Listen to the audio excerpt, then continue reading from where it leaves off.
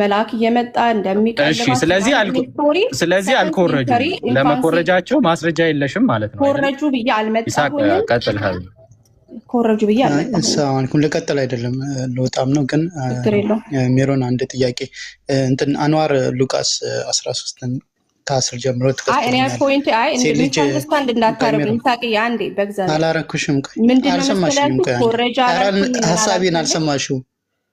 ሀሳቤን ገና አልሰማሽውም። በምኩራብ ሴት ልጅ አትገባም ብለሻል አይደል? ልክ ነኝ? ሉቃስ ስንት አትኖርም አላልሽም? አትኖርም እዛ እቃዋን ይዛ ልብስ ይዛ ምግብ ይዛ በጭራሽ አትገባም አላልሽም? ከክርስቱ ጋር ትኖራለች ብትል ማለት ነው። አይ ቆይ ትኖራለች አትኖርም ሳይሆን ቆይ እሺ ዋናው ሴት ልጅ ትገባለች። የጽዳቷ ጊዜ ሲያልቅ እኮ ትግባ ይላል እኮ። ጽዳት ጊዜ አላቸው ማለት እንትን የወር አበባቸው እያለ እንዳይገቡ ይከለከላሉ። ስለዚህ ሴት ልጅ ትገባለች ማለት ነው። መግባት ይችላሉ። መኖር ግን የሚባለው ነገር ሂስቶሪክ ፎርት ነው። ቆይ ጥያቄ ስለዚህ ሴት ልጅ ሜሮን ተረጋጊ። ስለዚህ ሴት ልጅ ትገባለች አይደል? በዛ ተስማማሽ ማለት ነው። ቅድም ይህንን ነጥብ አንስተሽ አትገባም ስላልሽ አሁን እንደምትገባ አምነሻል ማለት ነው። ይህን ተስማምተሻል? ያላልኩትን ነገር ማመን አልችልም። there is no way እሺ ችግር የለም። ሴት ልጅ እዛ እንትን ውስጥ ምኩራብ ውስጥ ልትገኝ እንደምትችል ትቀበያለሽ ማለት ነው።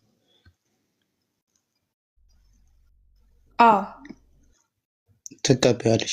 ስለዚህ እዛ መገኘቷ ራሱ ችግር ነው ብለሽ አታምኝም ማለት ነው። እሱን እንስማማለን።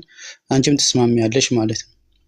አሁን ጥያቄሽ ቁርአን ከእንትን ትክክለኛ ካልሆኑ እንትኖች ወስዷል እና ትክክለኛው ደግሞ የሉቃስ ነው ብለሽ መስፈርት አድርገሽ ወይ ደግሞ አምጥተሽዋል። ሉቃስን መስፈርት አድርገሽ እንድትይዢ ማን ነው የፈቀደልሽ? እንደ እስልምና ወይ ደግሞ እኛን መስፈርት አድርገሽ ሉቃስ ትክክለኛ፣ ለምሳሌ ሉቃስ የአይን ታማኝ ነው ማለት በአይኑ አይቷል ይህንን ድርጊት።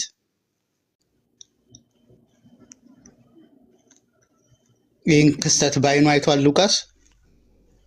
ሜሮን እሱ ጋር ልንሄዳለን። ፈርስት ኦፍ ኦል ይሄ ስቶሪ በአይኑ ያየ ታማኝ ሰው ነው ወይ? ጥያቄን አትገልብጭ። የጠየቅሽ ጥያቄ ሜሮን ሉቃስ የአይን ታማኝ የአይን እማኝ ነው ለክስተቱ? ቁርአን የዘገበው ከሉቃስ ዝጋቢ ጋር ኮምፕሊት የተለያየ ስቶሪ ነው። የጠየቅኩሽ ጥያቄ ተለያይቷል ወይስ አልተለያየም? ተለያይቷል ወይስ አልተለያየም ሳይሆን ሉቃስ የአይን ታማኝ ነው ወይ? የአይን ታማኝ ነው ወይ ነው የኔ ጥያቄ። ያላችሁ እንግዲህ ፈርስት ኦፍ ኦል ማለት ነው ይሳቅ ይሄን ጥያቄ ስትጠይቅ ጥያቄንም ማለት የጠየቅኩሽን ሜሮን አንድ ጥያቄም እስካሁን ነው የጠየቅኩሽን መልሽው ነው የጠየቅኩሽን መልሽው። መስፈርት ለምን እንዳረግሽው ልመጣ ስለሆነ የጠየቅኩሽን እንድትመልሽው ነው። ሉቃስ የአይን እማኝ ነው ወይ ለክስተቱ? ሉቃስ ይዘሽማ ሉቃስ ጋር ካለ ይቃረናል ብለሽ ነው የመጣሽ። ይሳቅ ጥያቄ ሉቃስ ላይ አላልኩኝም። ሆልድ አለ መጀመሪያ ጥያቄውን አልሰማችሁም። ተውሹ የመጀመሪያ ጥያቄሽን አንዴ ተረጋጋና አንዴ ስማ። መጀመሪያ ጥያቄም እኮ ገና ሳይጠሪቅ ምንድነው ማስረጃ አምጪ ሲሉኝ አሁን ከፍተን እያነበብን ነው። ገና ጥያቄንም እኮ አልጠየኩም። ብዙ ጥያቄ አለኝ። ልብ በሉ ስሟት። አይ አንዱን ጥያቄ ጠይቂና ከዛ ወደ ሁለተኛው እንሄዳለን። ብዙ ጥያቄ በአንድ ላይ አይጠየቅም እኮ። አሁን አንዱን ጥያቄ ጠይቅና አንተ የምታውቀውን ስለ ዘካርያስ በቁርአን ላይ ስለተጻፈው ዘካርያስ ትመልስልኛለህ ማለት ነው። ምክንያቱም አረጋጋጭና አራሚ ስለተባለ እኔ ከቁርአን ተነስቼ ነው እየጠየቅኩ ያለሁት። አንዱ የነበረው ጥያቄ ማርያም የምትባል ሴት በዘካርያስ ስር ምንድን ነው ምን አዳፕት ተደርጋ አሁን አሳዳጊዋ ሆኖ እዛ ቤተ መቅደስ ውስጥ እንደኖረች ይናገራል። ይሄ ከመጽሐፍ ቅዱስ አልመጣም፣ ከሰከንድ ሴንቸሪ ከሆነ ጽሁፍ ነው ይሄ የምናገኘው ማለት ነው። ስለዚህ እሱን ተስማምናል። አሁን ሁለተኛው ጥያቄ ምንድን ነው? ቁርአኑ ሲናገር የመጀመሪያው ጥያቄሽ ምንድን ነው? የመጀመሪያው ጥያቄሽ ምንድን ነው? ሁለተኛው ጥያቄ የምትይው የመጀመሪያው ጥያቄሽ መጀመሪያ የጠየኩት ለ3 ቀን አፉን እንደዘጋው ይናገራል ዘካርያስን ማለት ነው። ያው መጽሐፍ ቅዱሱ የሚለው ግን ልጁ እስከሚወለድ ድረስ አፉን እንደዘጋው ነው። ከዚህ ወደዛ ትዘያለሽ ለምን እንደሆነ አላውቅም። ልጠይቅ ከዚህ ቁርአን ላይ ነው ጥያቄ። ስለዚህ እዛ ላይ ደግሞ ቁርአን አይነግረንም ለምን አፉን እንደዘጋው ለ3 ቀን። ለምንድን ነው የዘጋው 3 ቀን? ምን አጥፍቶ ነው ዘካርያስ? ምክንያቱም መጽሐፍ ቅዱስ ነው የሚያስረዳን ይሄንን ነገር ለምን አፉን እንደዘጋበት የሚያስረዳን መጽሐፍ ቅዱስ ነው። ስለዚህ መጽሐፍ ቅዱስ ነው የምንቀበለው። ቁርአን ካላነበብክ ይልሽ ለ3 ቀን አፉን ዘጋ ይለናል፣ ግን ለምን እንደተዘጋ የዘካርያስ አፍ አይናገርም። ስለዚህ እናንተ ለምንድን ነው የዘጋው ብላችሁ ነው የምታምኑት? ጥያቄ አንደኛ ይልሽ መጀመሪያ መደምደሚያ ይዘሽ መጣሽ። ቁርአን ላይ አይገልጽም ማለት ወይ? እሺ በቃችን አጭር መልስ መመለስና ሙቮን ማለት ነው። ሚዩት አርጊ፣ በቃ ሜሮን ሚዩት አርጊ። እስቲ መጀመሪያ አንደኛ መደምደሚያ ሰርተሽ መጣሽ። ቁርአን ላይ ለምን እንደሆነ አይገልጽም። ካላነበበ ለምንድን ነው ብለሽ መጠየቅ ትችያለሽ። ማለት ለምንድን ነው እንደዚህ ያለው እንትን ያለበት ብለሽ ብትጠይቂ ምክንያቱ ተገልጿል ብለሽ ብትጠይቂሽ። አንቺ ግን መደምደሚያ ይዘሽ ቁርአን ላይ አልተገለጸም። ቁርአን ላይ ተገልጿል ለምን እንደሆነ ማለት ነው። እሱን ቆይ ላውጣልሽ እዛው ሱረቱል መርየም ላይ ካልተሳሳትኩኝ።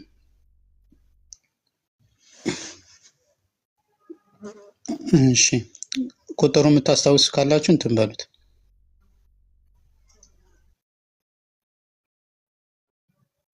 በትልቁ አርጋ መጽሐፉን ያዝኩት ግን አለ። ይኸው ቁጥር 10 ላይ ምዕራፍ 19 ቁጥር 10 ላይ ግን ከእንትን እንጀምረውና እንትንም በል ዘካርያስን ልጅ በወንድ ልጅ አላህ ሱብሓነሁ ከ7 እንጀምረው እንትን ብዙም ሳንወድ ማለት ነው። ዘካርያ ሆይ እኛ በወንድ ልጅ ስሙ የሕያ በሆነ ከዚህም በፊት ሞክሼን ባደረግንለት እናበስራለን አለው። ጌታዬ ሆይ ሚስቴ መካን የነበረች ስትሆን እኔም ከእርጅና ድርቀትን በእርግጥ የደረስኩ ስሆን እንዴት ልጅ ይኖረኛል አለ። ጅብሪልም አለ ነገሩ እንደዚህ ነው። ጌታ ከአሁን በፊት ምንም ያልነበርከውን የፈጠርኩ ስሆን እርሱ በእኔ ላይ ቀላል ነው። አንተን ካልነበርክበት ያስገኘው ሆኜ ሳለ እንዲሁም ለአንተ አላህ ሱብሓነሁ ወተዓላ ልጅ መስጠት የሚከብድ አይደለም። ይሄ ለአላህ ቀላል ነው። ከዛ በኋላ ምን ይላል? ጌታዬ ሆይ እንግዲያውስ ለእኔ ምልክትን አድርግልኝ አለ። ምን አድርግልኝ? ምልክትን አድርግልኝ። ቀጣይ ይኸው ምክንያቱን እዚህ ስለሚያስቀምጠው ማለት ነው። አሁን አንቺ ማለት በአንድ አንቀጽ ላይ ያለን ነገር ነው ደምድመሽ ይሽው ምንም ምልክት አልተሰጠውም። ግን እዛው 3 የሚለው ቦታ ላይ እዛው አንቀጽ ላይ እዛው ቦታ ላይ ተጠቅሷል። እንዴት ማለት ጥያቄውን ራሱ ከየት እንዳመጣሽው አላውቅም። ግን እዛው ቦታ ላይ ጌታዬ ሆይ እኔ እንግዲያውስ ለእኔ ምልክትን አድርግልኝ አለ። ምልክትህ ጤናማ ሆነ ሳለ 3 ሌሊትን ከነቀናቸው ሰዎችን ለማነጋገር አለመቻልህ ነው አለው። ምልክትህ ምንድን ነው?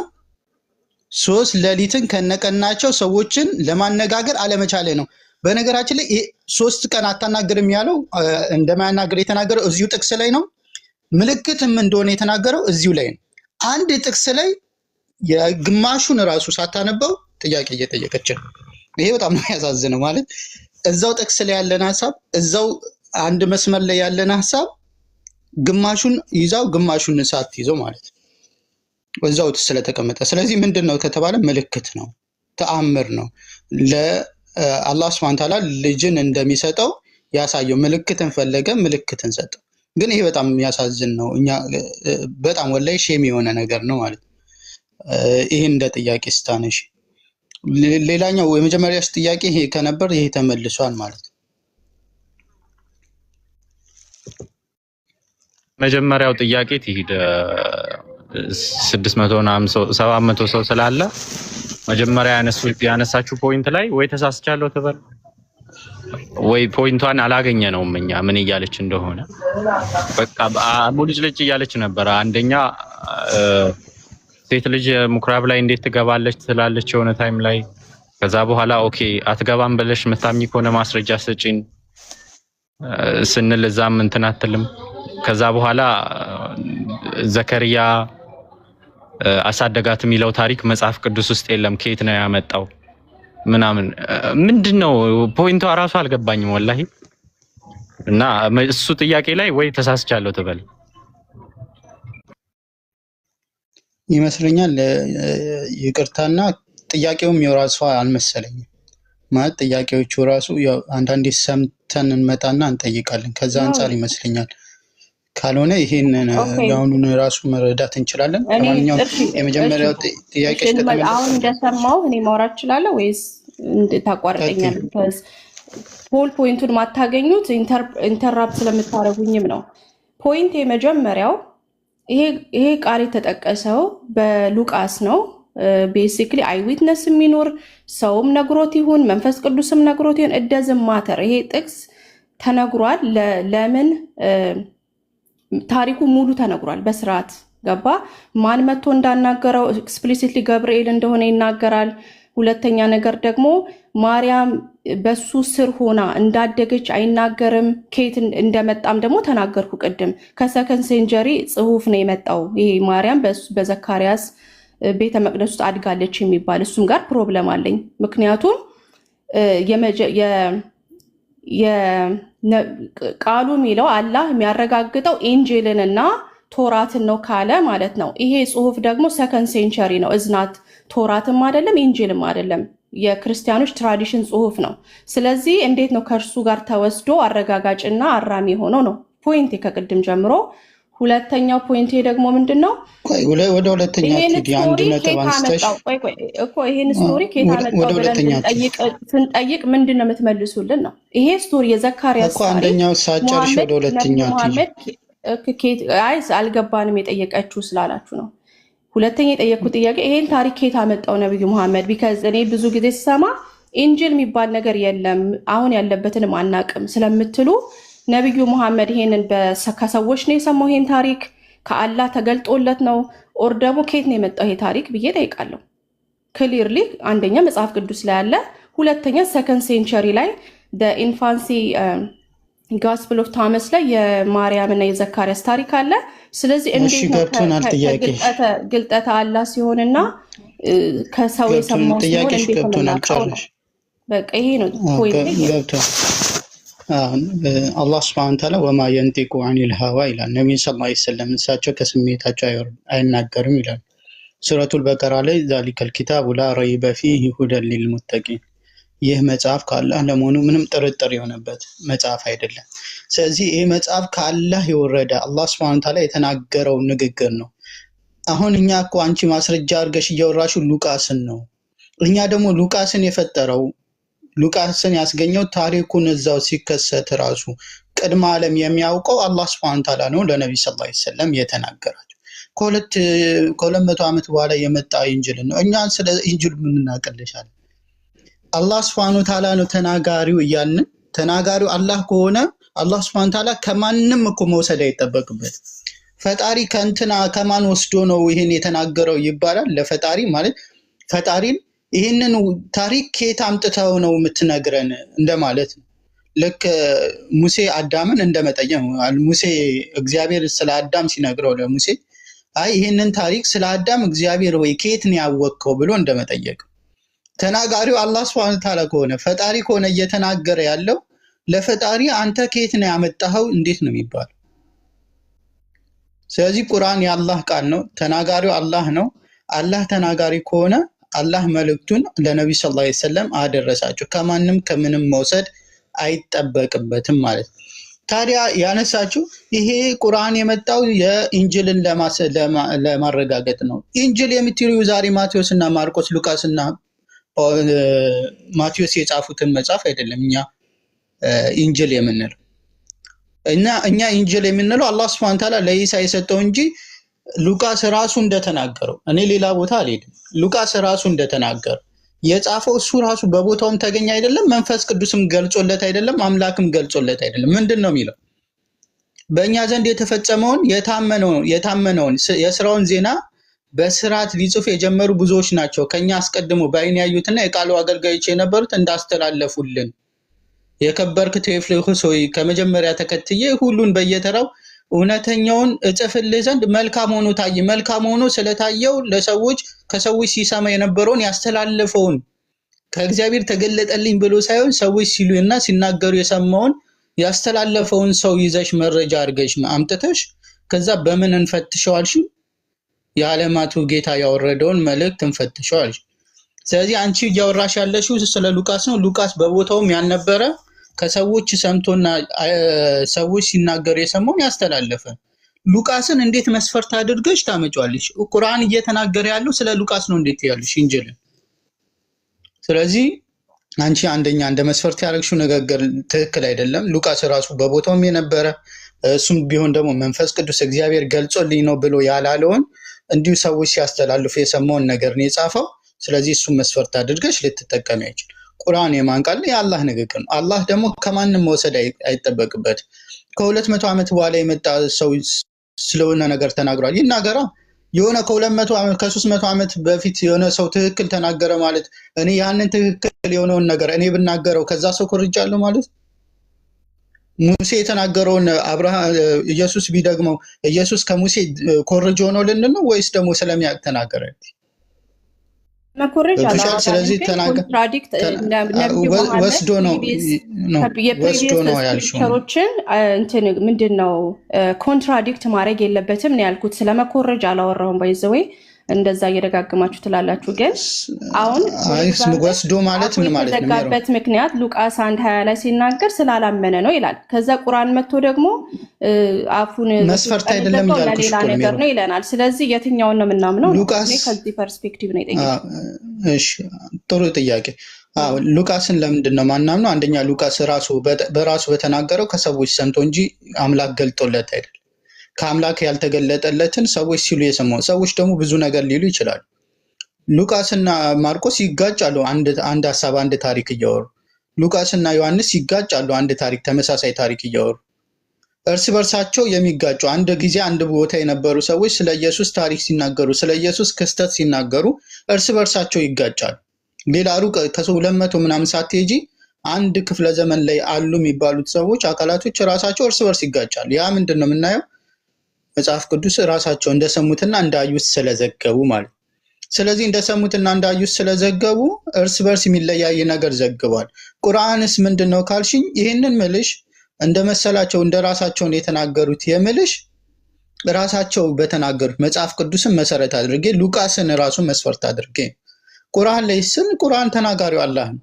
አላህ ደግሞ ከማንም ከምንም መኮረጅ አይጠበቅበትም። ስለዚህ አንቺ መስፈርት አድርገሽ ያመጣሽዋቸው ታሪኮችን ለምሳሌ በሉቃስና በማርቆስ በማቴዎስና በዮሐንስ መሃል ግጭት ሲኖር የቱን መምረጥ እንዳለብሽ አታቂ። ምክንያቱም አንቺ ሁለቱንም ትቀበያለሽ። እኛ ግን መመዘኛ አለን፣ እሱን ቁርአን ነው ማለት ነው። I understand what you're saying ግን for example ማርያም የኤሊዛቤት የዘካርያስ ሚስት ዘመድ ናት ነው የሚለው ዘመዶች ናቸው ይላል እና እዛ ጋር ደግሞ ዘካርያስ ሲያሳድጋት ነበር ቤተ መቅደስ ይለናል እና ማለት እንደዚህ ሂስቶሪካል የሆነ የዮሴፍ አባት ማን ነው? እስኪ በተጻፈ ነገር ነው እያወራ ያለት ባልተጻፈ እኮ በተጻፈ እያልኩሽ ዮሴፍ ጋር መግባት አልፈልግም። ማወራው ስፔሲፊክሊ ዘካርያስ አንዴ የዮሴፍ አባት ማን ነው? ሩቅ ሳልሄድ እዛው የዮሴፍ ታሪክ አምታውሪ ሉቃስ ወንጌል ላይ ዮሴፍ አለ አይደል? ሜሮን ዮሴፍ ዮሐንስ ማቴዎስ ላይ ሉቃስ ላይ ዮሴፍ አለ አይደል? አሁን እነዚህ ሰዎች ሲያወሩ እያልኩሽ ነው። ሲያወሩ ከሰዎች የሰሙትን ነው። ከሰዎች ሰምተው ደግሞ ሲናገሩ ሊሳሳቱ ይችላል። ሩቅ ሳትሄጂ ዮሴፍ አባቱ ማን እንደሆነ ራሱ ሉቃስና ማቴዎስ አይስማሙ። ማን ነው አባቱ የሚለው የዮሴፍ አባት ማን ነው የሚለው አንዱ ዮሴፍ አባት የሚለው ማቴዎስ እና ሊኔጅ ላይ ሄደን መነጋገር እንችላለን። ምንም ኮንትራዲክሽን የለውም። ቬሪ ክሊር የሆነ ነገር ነው። ኮንትራዲክሽን የለውም። እዚህ ጋር ግን ኮንትራዲክሽን አለ። ማን ነው አባቱ? ማን ነው አባቱ? ማን ነው እሱ? ጂኒያሎጂ ጋር ስንገባ ማለት ነው በጣም ሰፊ የሆነ ስለሆነ ማቴዎስም የሚዘግበው ሩቅ አልሄድኩም። የዮሴፍ አባትን ብቻ ነው የጠየቁሽ ሜሮን። ረዥሙን አልጠየኩሽም። እኔ ረዥም ማብራሪያ አልጠየኩሽም። የዮሴፍ አባት ማን ነው? ዳይቨርት ነው አባቱን ብቻ ራስሽ እኮ ለመጽሐፍ ቅዱስ መስፈርት ያደርግሽ። የዮሴፍ አባት ማን ነው? አሁን ለመሰለሽ የምጠይቅሽ ሜሮን፣ አሁን እኔ ሩቅ እንድትሄጂ አይደለም። እሺ ቆይ ልንገራችሁ ይላችሁ። አይ ቲንክ አሁን እናንተ ችግር የሆነባችሁ ምንድነው ይሳቅ ወር ደግሞ እኔ ችግር ብዬ ማስበው ቁርአን ክሊርሊ ቁርአን አረጋጋጭ ነው። የኢንጂልን እና የቶራትን ይላል። ከዛ ደግሞ ራሱን ኮንትራዲክት ያደርጋል። ወንጌል ኢንጅል የተባሉትን የሚለው ቁርአን ኮንትራዲክት ሉቃስን ነው። ያደርጋል። እሺ ሜሮ ቆይ አንዴ ልጨርስ። ኢንጅል ከዛ የሚለው ቶራትንም ሉቃስን ነው። ኮንትራዲክት አንቺ እየተጋጨብሽ ያለው ቁርአን ኢንጅልን ያረጋግጣል ሲባል እያሰብሽ ያለሽው ሉቃስና ማርቆስን ነው። ስለዚህ እያልኩሽ ያለሁት ቁርአን ኢንጅል እያለ ያለው ሉቃስን ነው። ዱ ዩ ሃቭ ኢንጅል የተባለው ነገር አለ? ምንድን ነው እሱ? ንገሩና። ካልሆነ ወንጌሉ ካልሆነ አራት ወንጌላት ካልሆኑ ትነግሩናላችሁ። እሱን እነግርሻለሁ። ቢካዝ ክሊርሊ ይኸው ሉቃስ ላይ የተጻፈው የዘካርያስ ታሪክ ቁርአን ላይም ነው አለ። ስለዚህ የትኛው ነው ኢንጅል? ሜሮን እሺ የጠየኩሽ ጥያቄ ቁርአን ኢንጅል እያለ ያለው ሉቃስና ማርቆስን ነው ወይ? እሱ አንቺም እሱ ጋር ይመስለኛል ችግርሽ። አንተ ኤክስፕላኔሽን አለ ኢንጅል ለሚለው ነገር የት እንደሆነ ምን እንደሆነ? አዎ እኔ ከቁርአን ማስረጃ ሰጥሻለሁ። በቃ እሱን ትስጠኝ በቃ እና እንጨርስ። ችግር የለም። እሺ እሱ ጋር ነው አይ ቲንክ ነበር። ቁርአን ኢንጅል ለኢሳ የተሰጠ ቃላት አረጋጋጭ ነው ካለ እንግዲህ ወንጌልን ነው። ስለዚህ አይደለም ወንጌል ካላችሁ ደግሞ ምንድን ነው ታዲያ? ቁርአን ላመጣልሽ ነው። ቁርአን አላህ Subhanahu Wa Ta'ala ወአተይናሁል ኢንጅል ኢንጅልንም ማን ለኢየሱስ ሰጠውት ይላል። ወአተይናሁል ኢንጅል ቁርአን አንቀጹን ላውጣልሽ። እንግዲህ ከ5000 በላይ ማኑስክሪፕት አለን ወንጌል ተብሎ ደቀ መዛሙርቶቹ የጻፉት ከአራተኛው ክፍለ ዘመን በፊት የለሽም። እሱን ቁርአንም አንዴ ቆይ ርዕስ አትቀይሪ አንዴ ግን እሺ ችግር የለውም ቀጥል። ርዕስ የምትቀይሪ ከሆነ አስቸጋሪ።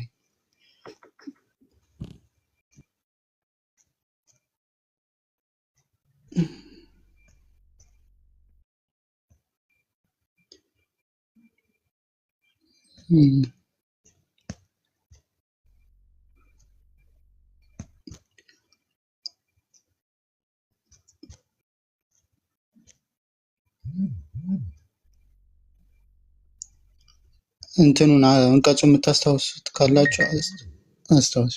ኦኬ አሚር ከፍቷል። እንትን በሉት አታለቁት።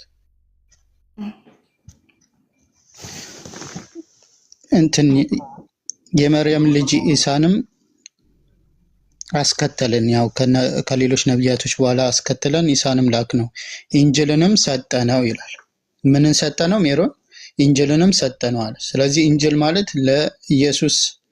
ለኢየሱስ የተሰጠ ወንጌል፣ ለኢየሱስ የተሰጠ ኢንጅል እንጂ አላህ Subhanahu Wa Ta'ala ለኢሳ የሰጠው ወንጌል እንጂ ኢየሱስ ከአረገ በኋላ ከ80-90 ዓመት በኋላ የመጣ መጽሐፍ አይደለም። ከዛ በኋላ ሰዎች የጻፉት መጽሐፍ ሳይሆን አላህ Subhanahu Wa Ta'ala ለኢሳ የሰጠው ወንጌል ነው ማለት ነው። ስለዚህ እኛ ቁርአን ላይ አላህ Subhanahu Wa Ta'ala ኢንጅልን እያለ ሲናገር እየተናገረ ያለው አላህ Subhanahu Wa Ta'ala ለኢሳ ስለሰጠው መጽሐፍ። አሁን አንቺ የምትያቸው 5000 ምናምን ያልሻቸው አብዛኞቹ ከ9ኛው ክፍለ ዘመን በኋላ የመጣ ነው። እነዚህ ማኑስክሪፕት አሁን እሱን ላይ ለመሄድ አልፈለኩም። ግን ኢንጅል የተባለው አላህ Subhanahu Wa Ta'ala ለኢየሱስ የሰጠው ነው። ኢየሱስም ደግሞ በመጽሐፍ ቅዱስ ወንጌልን ይሰብክ እንደነበር ይናገራል እንጂ መቼም ኢየሱስ ወንጌልን ሲሰብክ መጽሐፍ ቅዱስ ላይ ሲናገር ሉቃስና ማቴዎስን እየሰበከ ነው እንደማትይ እርግጥ ነው። ምክንያቱም ኢየሱስ ወንጌሎች የተጻፉት ኢየሱስ ካረገ ከ90 እና ከ80 ዓመት በኋላ ስለሆነ ማለት ነው። ስለዚህ እኛ ኢንጅል የምንለው አላህ Subhanahu Wa Ta'ala ለኢሳ የሰጠው ጋርድ እሱን አይጋርድ። ስለዚህ በነቢዩ መሐመድ ዘመን በ7 ሴንቸሪ ማለት ነው ይሄ መጽሐፍ ሆኖ መጥቷል ወይ ነው ጥያቄያችን። ምክንያቱም ብዙ ቦታ ላይ ቁርአን 5 ላይ ስንሄድ ብዙ ቦታ ላይ ቁርአን 5 47 ስንሄድ የዚህ መጽሐፍ ባለቤቶች የቶራትና የኢንጂል ይላል። ስለዚህ መጽሐፍ ስለሚል ማለት ነው ለኢየሱስ የተሰጠው ለኢሳ የተሰጠው መጽሐፍ ነው ኦር ደግሞ ስብከት ነው ኦራሊ የሚሰጥ ስብከት ነው ወይ ነው ጥያቄ። እሱን እመጣለሁ ወደ እሱ እንሄዳለን፣ ችግር የለም። የመጀመሪያው ግን ኢንጂል እያለ ያለው ሉቃስና ማርቆስን ማቴዎስና ዮሐንስ እንዳልሆነ ግልጽ ሆነልሽ። እሱን መጀመሪያ ተረድተሽዋል። እኔ በአንተ ፐርስፔክቲቭ እንደዛ ልትልሻለ፣ ግን መጀመሪያ ቁርአን ላይ በተጠቀሱት በዛ ጊዜ ላይ የያዙት መጽሐፍ ምን እንደሆነ ካስረዳኸኝ በኋላ ከዛ ልረዳ እችላለሁ። ሜሮን አሁን የጠየቁሽ ጥያቄ ቁርአን ላይ ችግር የለውም ኖ ሜሮን አዳምጪ። ቁርአን ላይ ለኢሳ ኢንጅልን ሰጠነ ይላል አይደል? ስለዚህ ኢንጅል ለኢሳ ከተሰጠው መቼም ኢንጅል ሉቃስ አይሆንም አይደል? ምክንያቱም ሉቃስ የተጻፈው ከኢየሱስ በኋላ ስለሆነ። ልክ ነኝ? for the sake of argument go ahead ልበል ችግር የለውም። ግን sake of argument አይደለም። ቁርአን ላይ የሚያፈርስበት በኋላ እሱን እንመጣለን። የሚያፈርሰውን እንመጣለን። አሁን በዚህ የቁርአን አንቀጽ መሰረት ኢንጅል ለኢሳ ተሰጠው አይደል? እንደዛ ማለት አልችልም። because ቁርአን 2 ስለሚያፈርስ አልችልም። ቁርአንን በዚህ አንቀጽ እመጣልሻለሁ ወደዛ። በዚህ የቁርአን አንቀጽ መሰረት መልሰው ታዲያ በግድ ማለት የማይሆን ነገር መመለስ አልችልም። በዚህ የቁርአን አንቀጽ መሰረት እንደሆነ እኮ በሙሉ የቁርአን ልልሽ ይችላል። ግን ዋና ሐሳቤ ሌላ ቦታ እንዳንሄድ አዳምጪኝ። እኔ ሉቃስ ሌላ ቦታ እንዳንሄድ ነው። ማርቆስ ልበል እደዝም ማተር አዲስ ሞመንት እክቢ ከፈለክ እንት የፈለከው መጽሐፍ ባሉ ችግር የለውም። እኔ ነው የጠየኩሽን ጥያቄማ አዳምጪው። ዝም ብለን አንዘልም። ቅድም ጀምሮ እኔ የጠየኩሽ ጥያቄ ቁርአን አላህ Subhanahu Wa Ta'ala ነው ብዬ ነው መልሶ በቃ መልስ ይሄ ነው። ኦኬ ለኢየሱስ የተሰጠው ወንጌል ሉቃስ ወንጌል ነው ብለሽ ነው የምታምኚው? የተሰጠው በመትለው ሲሄድ for the sake of argument wherever it is I don't know because ግን እዚህ ጋር ቁርአን 2 ኢንጅልን ሰጠነው ይላል። ኢየሱስ ካረገም በኋላ መጽሐፍ ነበር እያልኩ ነው። wherever it is መጽሐፍ ነበር። እኔ መጽሐፉ ነበር ወይስ አልነበረም አይደለም። ይሄንማ ሳንስማማ እኮ የትም አንሄድም። እኔ መጽሐፉ ነበር ወይስ አልነበረም ሳይሆን የጠየኩሽ ጥያቄ እርግጠኛ አይደለም። ቁርአን ኢሳቂ እርግጠኛ አይደለም። አይ እርግጠኛማ ነው። አዳምጪ። ቁርአን ላይ አላህ Subhanahu Wa Ta'ala ኢንጅልን ለኢሳ ሰጠነው አለ አይደል? ልክ ነኝ? ይላል of course ይላል። ስለዚህ ኢንጅል ለኢሳ ተሰጥቶታል አይደል? ማስተማሩ ሊሆን ይችላል። ስለዚህ አምናሹር ምልህ እኮ ቃሉን ያላህን ቃል ተሰጥቶታል። ኢንጅል ተሰጥቶታል ለኢሳ ወይስ አልተሰጠውም? እሺ ኢንጅል ምንድነው ንገረኝና እሺ ወይም ነው ልበልህ። ኢንጅል ምንድነው? ተሰጥቶታል ለማለት ኢንጅል ምን እንደሆነ ማወቅ አለብኛ። እኔ ማስበው ያላህን ቃል ኢንጅል ምን እንደሆነ ሳታቂ ነበር የምታወራው? ያላህን ቃል ብዬ ኢንጅል ምን እንደሆነ ሳታቂ ነው የምታወራው? ብርሃንና ኢንጅል ምን እንደሆነ ሳታቂ ነው ይሄንን ኢንጅል የተባለውን መመሪያና ብርሃን ብሎታል። ስለዚህ አምሹር ያላህ ቃል ነው የሚሆነው፣ ሌላ ነገር ሊሆን አይችልም ማለት እኮ ኢንጅል። አዎ ችግር የለም። ስለዚህ ለኢሳ ኢንጅል ተሰጥቶታል አይደል? ያላህ ቃል አዎ ብርሃንና መመሪያ ኢንጅል ተሰጥቶታል።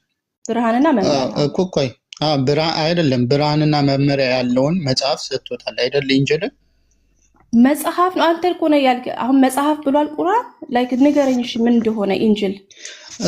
እሱንም አረ የጠየኩሽ መልሽው። ኢንጅል አታውቂም? እስካሁን የምትጠይቂኝ ኢንጅል ስትይ የነበረውን ኢንጅል ምን እንደሆነ ሳታውቂ ነው? እና መመሪያ ሰጠነው ብሎ ተናግሯል ቁርአን። ስለዚህ እስከዛ ድረስ ነው የማውቀው። ሁለተኛ ነገር ደግሞ መጽሐፍ መሆኑንም አውቃለሁ። ምክንያቱም መጽሐፍ ስላለው ቁርአን ስላለው ቁርአን 2:41 ላይ ስትሄድ መጽሐፍ ነው ስላለው። ስለዚህ ኢንጅልን ታውቂያለሽ ወይስ አታውቂም? አውቃለሁኝ አልኩ። ሰጥቶታል። ኢንጅል ለኢሳ ተሰጥቶታል አልተሰጠውም? ተሰጥቶታል አይደል? በእኛም እናምናለን። የአባቴን ቃል ይዤ መጣሁኝ ነው ያለው ኢየሱስ። ስለዚህ ኢንጅል ለኢየሱስ ተሰጥቶታል። ይሄን እንስማማለን ማለት። ስለዚህ በአስተምሮ እንውሰደው ላይክ አላህ የሰጠው ቃል ብለን እንውሰደው አይደለ? because እንደዛ ነው የሚለው። እኛ መጽሐፍ ሁሉም የአላህ ቃል ነው። ተውራትም ኢንጅልም ቁርአንም የአላህ ቃል ነው። እሺ በቃ እንደፈለኩ ለኢየሱስ የተሰጠው ቃል ኢንጅል እንለዋለን። እሺ ገብቶሻል?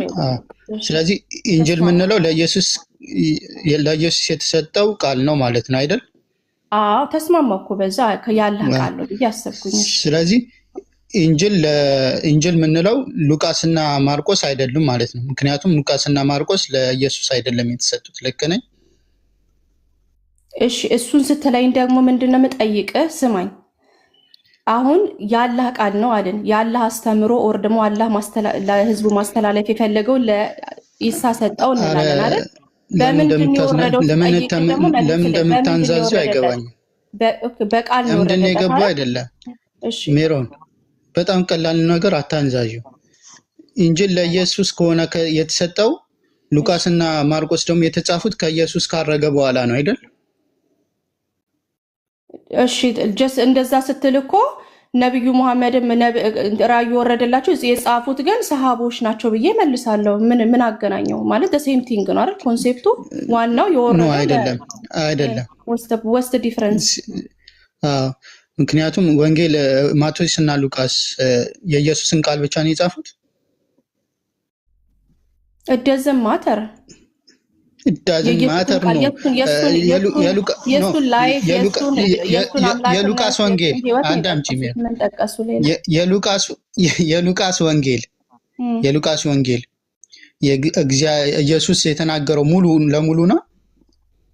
አሁን ወደዛ ለምን ትሄዳለህ? አሁን አልኩ እኛ ቁርአን ለነብዩ የጻፉት ሰዎች ግን ሌሎች ናቸው። እሱ ያውም እኔ እስማማልሻለሁ። ቴንክ ዩ እስማማልሻለሁ።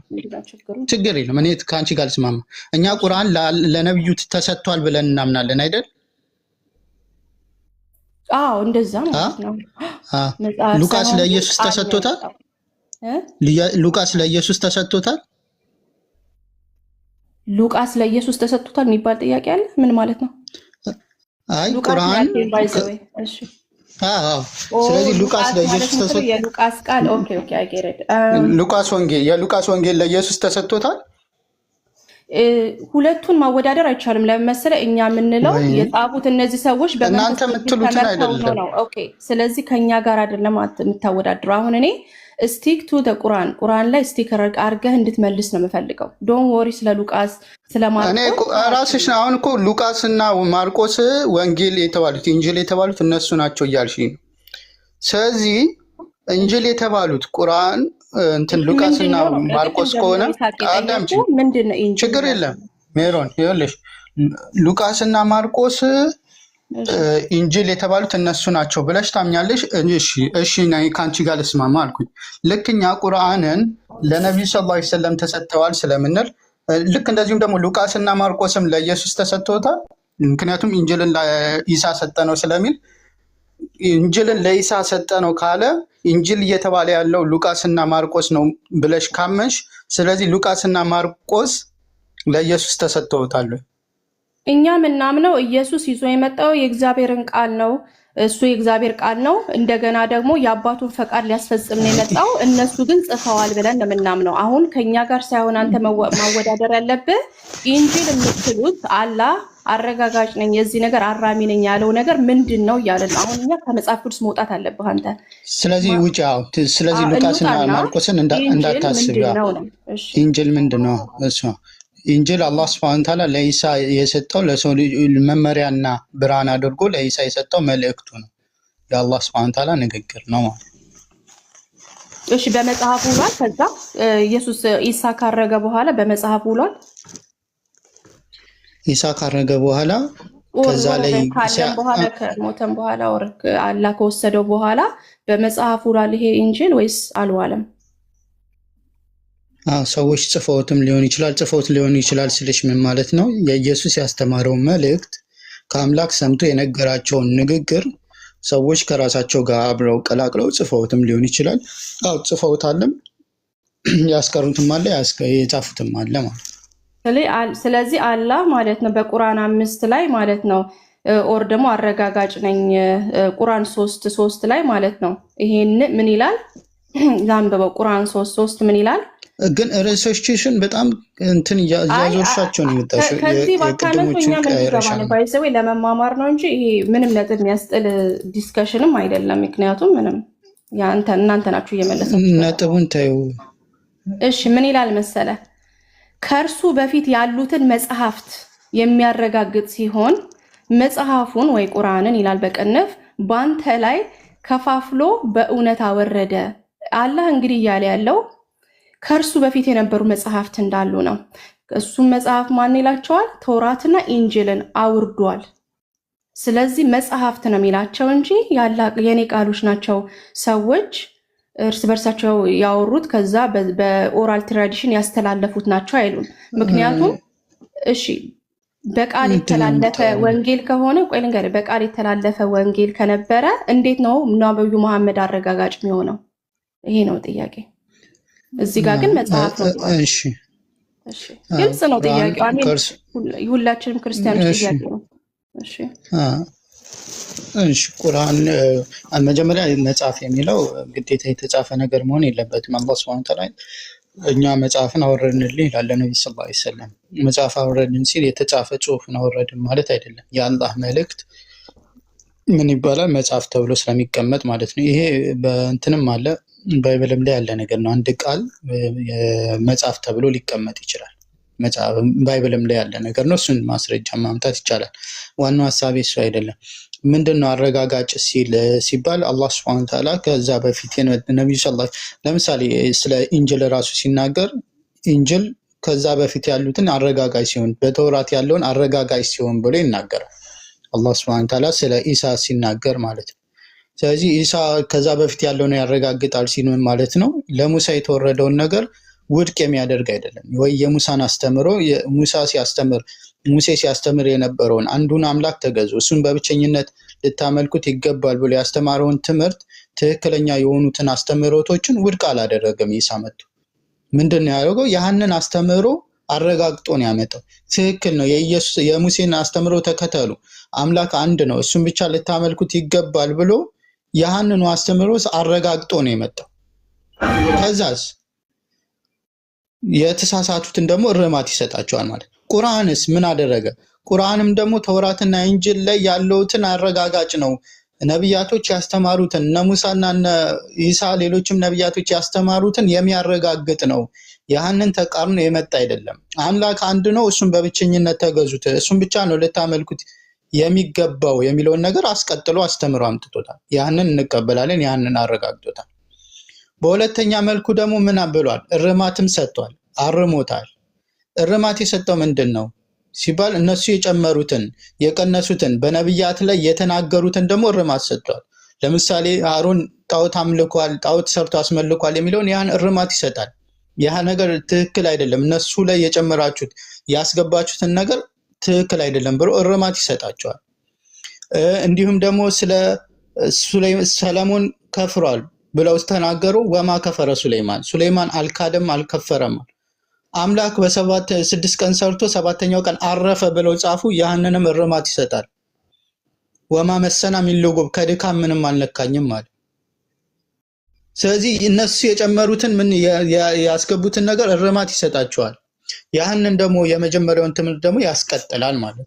ስለዚህ ቁርአን ምንድነው ከተባለ አረጋጋጭ ነው።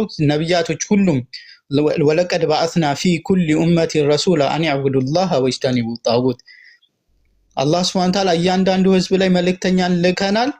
እነዛ መልእክተኞች አላህን ተገዙ ጣዖታትን ራቁ የሚል ነው። ስለዚህ ሁሉም ነብያቶች አስተምሮ ያንን ነው፣ ይሄንን ተከተሉ ይላል። ያንን ነገር ምን ያህል ነው የሚያረጋግጥ ነው፣ ሚክድ አይደለም። ይሄንን ትቀበያለሽ ማለት ስለ ነብያት የተነገረው እነሱ ክፉ ነገር አልሰሩም ብሎ ያረጋግጣል። ውድቅ ደግሞ ያደርጋል። ቅድም ያልኩሽን ማለት እርማት ይሰጣቸዋል የጨመሩትን ነገር። ስለዚህ ሁለቱን ነገሮች ቁርአን ያስኬዳል ማለት ነው። የሚያረጋግጠው ምንድነው ካልሽኝ አስተምሮታቸውን ያንን ነገር ያረጋግጣል፣ እርማት ደግሞ ይሰጣል። ልክ ኢሳ በነገራችን ላይ ይሄ ዋና መንገዳችንም ይሄ ነው። ኢሳ የሌሎችን ነብያት አስተምሮ ሊያስቀጥል ያንኑ ትምህርት ይዞ ነው እንጂ የመጣው አዲስ ነገር አላመጣም ብለንም እኮ የምንለው ያንን ነው። ስላሴን አላስተማረም ብለን ከበፊት የነበሩትን አረጋግጦ ነው ኢሳም የመጣው እንላለን። አረጋግጧል ማለት አንዱን አምላክ አምልኩ እሱን ብቻ በብቸኝነት ተገዙ ብሎ ነው ያስተማሩ። ነብዩ ሰለላሁ ዐለይሂ ወሰለም ሲመጡ ስለ አዲስ አምላክ አላስተማሩም፣ ያንኑ አምላክ ነው ያስተማሩት። የሰበኩት ያንን ነው። ታዲያ እርማት ደግሞ ይሰጣል፣ ያርማቸዋል የተሳሳቱትን ማለት ነው። ስለዚህ አራሚና እንትን ሲባል አረጋጋጭ ሲል በዚህ መልኩ እንረዳዋለን ማለት ነው። እሺ እንግዲህ እንዳያችሁት የሁላችንም የክርስቲያኖች ጥያቄ ሁልጊዜ ሰርኪሌት የሚያደርግ በሁላችንም ላይ ዛሬም ይሄ ላይክ ቶራት ሲሆን ነው አይሁዶችም ስላሉ ስለጠበቁትን መጽሐፉን ያው አለ ይላሉ። ያ መጽሐፍ ያው ቶራቱ ነው፣ ግን ስፔሲፊክሊ ይሄ ነው ብለው ባይነግሩንም ሙስሊም ወንድሞቻችን እንዳለ ያምናሉ። ኢንጂል የሚባለው ሲሆን ግን ኦራል ነው፣ ኦር ደግሞ ዴዝን ኔሰሰርሊ ቢ ቡክ አይደለም፣ የግድ ቡክ መሆን የለበትም መጽሐፍ መሆን የለበትም ብለው ተናግረዋል። ይሄ ምንን ያሳያል? ቁርአን ላይ እኔ ቁርአን ደስ ይለኛል። ስለዚህ ቁርአን ኤክስፕሊሲትሊ የሚለው መጽሐፍ ነው የሚለው፣ ምክንያቱም ቁርአን 757 ላይ ስንሄድ ለነዚያ ያንን እነሱ ዘንድ በቶራትና በኢንጅል ተጽፎ የተገኙትን ይላል የማይጽፍና የማያነብ ነብይ የሆነውን እያለ ይናገራል። ሁለተኛው ጥቅስ ማመጣው ደግሞ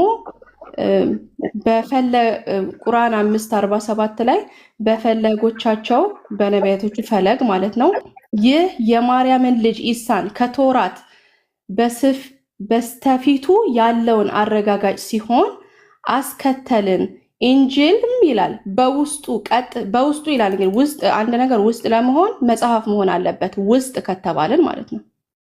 ኢንጅልም በውስጡ ቀጥታና ብርሃን ያለበት በስተፊቱ ያለችውን ተውራትንም የሚያረጋግጥ ለጥቁሮችና እያለ ይቀጥላል። አምናሹር ምን እንደፈለገ በውስጡ የሚለው ቃል ግን መጽሐፍ እንደሆነ ኢቭን ታፍሲራችሁ እንትን ይላል ያረጋግጣል። ስለዚህ ብዙ ጥቅስ መጥቀስ እችላለሁ። በውስጡ እያለ መጽሐፍ እንደሆነ ይናገራል። ግን ይሄ መጽሐፍ አሁን እኛ ችግራችን ወንጌል ነው ብለን እንድንቀበል እናንተ ይሄ መጽሐፍ የት ነው ብላችሁ ነው የምትሉት ነው።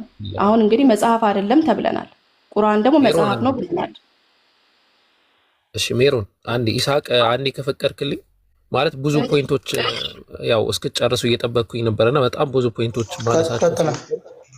እሺ ይቅርታ ኢሳቅ ቴንኪው አመሰግናለሁ። ያው ኖ ሃርድ እንትን ጀስት ዲስከሽን። አይ አንዳንድ ፖይንቶች ላይ ምንድነው ሜሮን የምታረጊው ፖይንቶችን ሰፕረስ ዲቪደንስ እያረግሽ ነው የምታልፊያቸው። እጭቅ እያረግሽ ታልፊዋለሽ፣ ፖይንቱን እጭቅ ታረጊዋለሽ፣ ታልፊዋለሽ። እሱ ደግሞ አንቺን ለማስረዳት በጣም ፈልገው ኢንጂል መጽሐፍ ነው ኦራል ቃል ነው ለኢየሱስ የተሰጠው ወር ለኢየሱስ የተሰጠ ነው ጥያቄያችን። ወይ ገና አረ እንደዚህ አይደለም። መጀመሪያ ብዙ ነገራቶችን አውርተን ነው የምንመጣው እዚህ ጋር። አሁን የምናወራባቸውን ፖይንቶች ልንገርሽ ሜሮን። የመጀመሪያው ስለ ዘካሪያ ያነሳሽው ፖይንት አለ ሳትጨርሽ አለፍሽ ያንን። ከዛ ስለ ወንጌል ምንነት ያነሳሽው ፖይንት አለ እሱንም ሳትጨርሽ አለፍሽ። ከዛ በኋላ ደግሞ ያው አሁን የመጣሽው ፖይንት ላይ መተሻል ማለት ነው። ስለዚህ መጀመሪያ ዘካሪያ ራሱ ማን ነው የሚለውን ነገር ቁርአንም ላይ ባይብልም ላይ ያለውን ነገር እና የቸርች ፋዘሮችን አስተምሩ ኢን ሂስቶሪያንን ተጠቅመን እንትን እንላለን። ከዛ በኋላ ደግሞ ያነሳሽው ቦልድ ክሌም አለ ኢንፋንሲ ጎስፕል ዘካሪያ ለማርያም ምኗ ናት ነው የሚለው ምንድነው የሚለው? ይሄ ሴኮንድ ሴንቸሪ ላይ የተጻፈው የክርስቲያን ትራዲሽን የሚባለው ጽሁፍ ላይ ዘካሪያስ ማርያምን የኢየሱስን እናት ያው እሱ እንዳሳደጋት ነው የሚናገረው። ግን ይሄ ግን መጽሐፍ ቅዱስ ላይ የለም። እንደዛ የሚል ጥቅስ የለም። ያሻል መጀመሪያ ስተትሽ ከዛ ነው የሚጀምረው። ቁርአንም ሆነ አዳምጪ፣ ቁርአንም ሆነ ኢንፋንሲ ጎስፕል ምንድነው የሚለው ጋር መጣልሻለሁ። ቁርአንም ሆነ ኢንፋንሲ ጎስፕል ዘካሪያ ማርያምን እንደተንከባከባት እንጂ የሚናገረው አሳድጓታል ብሎ አይናገርም። ኦኬ እኮ ተንከባከባት ማለት እዛው ነች ያለችው፣ ኑሮዋ እዛ ውስጥ ነው ያለችው። እሱ ተንከባካቢያው ሆነ። ያጋማ ለመጣልሽ ነው። ቁርአንም እንደዛ ይላል። ዘካሪያስ ምን ነበረ? ሊቀ ካህን ነበረ አይደል? የቤተ መቅደሱ ካህን ፕሪስት። አዎ ሊቀ ካህንም ነበረ ብለው ነው የሚያስቀምጠው። ትላልቅ ሉቃስ ሊቀ ካህን ብሎ አይግለጸው እንጂ ሊቀ ካህን እንደነበረ ያስቀምጣል። ገብቶ ከርቤ ምናምን እጣን የሚያጠነው እሱ ነበረ አይደል? እንደዛ ነው። ሉቃስ ወንጌል ምዕራፍ 1 ቁጥር 8 ላይ ታገኘዋለሽ። ወደ ቤተ መቅደስ ለማጠን ገባ ይላል። ስለዚህ ያጥን ነበረ፣ ሊቀ ካህን ነበረ ማለት ነው። ቀለል አድርገን ስናየው ማለት ነው አይደለ? ኦኬ ሊቀ ካህን ከነበረ ማርያም ደግሞ እዛ መቅደስ ላይ የምገባ ከሆነ እሷን ይንከባከባታል ወይስ አይንከባከባትም?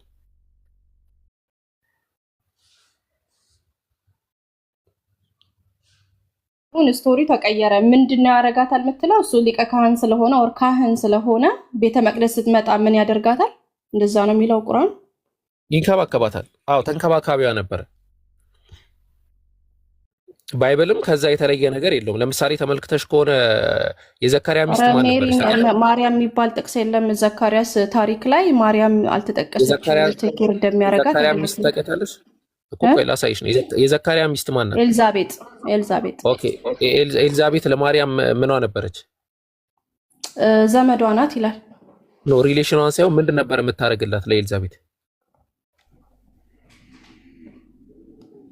ተንከባካቢዋ ማን ነበረች? ቀለል አድርጌ እንትን ልበልሽ እኮ ግን ተንከባካቢዋ ማን ነበረች? ማርያም ተቆይ ተንከባካቢዋ ማን ነበረች? ፖይንት አላልፍም። እሺ ከይቅርታ ጋር ፖይንት አለ ማለት ነው። ያልተጻፈ እያወራህ ነው። ኤልዛቤት ብሏል እንዴ? ቁርአን ኤልዛቤት ተንከባከበቻት ይላል። ኧረ ቆይ አንዴ። እሺ ምን ታረጋት ነበረ እንደ ባይብሉ ኤልዛቤት? ማርያምን እያንዳንዱ ነገር የምታበስራት የምታወራት ምናምን ማን ነበረች? ኤልዛቤት ዘመዳሞች ናቸው እኮ አልኩህ እኮ። ግን ምን የምታወራት ዘመዳሞች? ዘመዳሞች ሳይሆኑ ኤልዛቤት ማለት የያህያ ወይም ደግሞ የመጥምቁ ዮሐንስ እናት ናት አይደለ? ማናት የመጥምቁ ዮሐንስ እናት? ኤልዛቤት የመጥምቁ ዮሐንስ እናት ናት። አዎ፣ ግን ሉቃስ ክሊርሊ ዘመዷ ናት የሚለው፣ ማርያም ዘመዷ ናት የሚለው። ሉቃስ የት ያውቃል? ሉቃስ የት ያውቃል? እንደዚህ ይሄ ኢንተርናል ክሪቲሲዝም እያደረገ ነው። እንደዚህ ማለት እንመጣለን እኮ ወደ ሉቃስ እኮ ልንመጣ ነው። አሁን ወደ ወንጌሎች እኮ እንመጣለን። አሁን የመጀመሪያው ዘካርያ ማን ነው የሚለው እየተስማማን ነው። ገባሽ? ከዛ ሉቃስ ራሱ ማን ነው የሚለው ጋር እኮ እናወራለን። ወንጌል ጋር ደግሞ እንመጣለን። ወንጌል ምንድን ነው?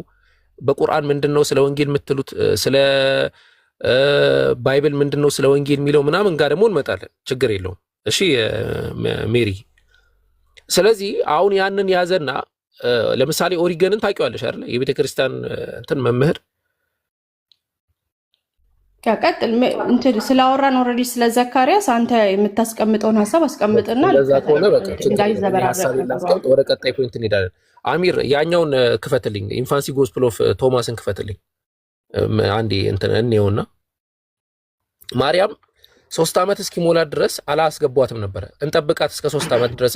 እሷ አልፈልግም ካለች በግድ አላወራም። ለዛ ነው እስከ 3 ዓመት ድረስ እንጠብቃት ተባብለው በ3 ዓመቷ እንዳስገቧትና ከዛ በኋላ ደግሞ ዘካርያስ ማርያምን ይጠብቃት እንደነበረ ነው የሚናገረው። መጀመሪያ ላይ ይላኩልሃል አሚር።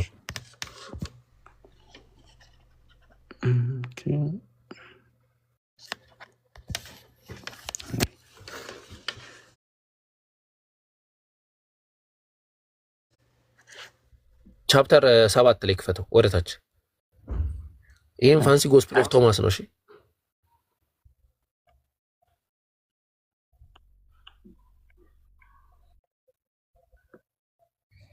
7 ቁጥር የሚል አለ። አሁን 10 ምናምን ላይ ነው። 7 ቁጥር ጋር ሄድ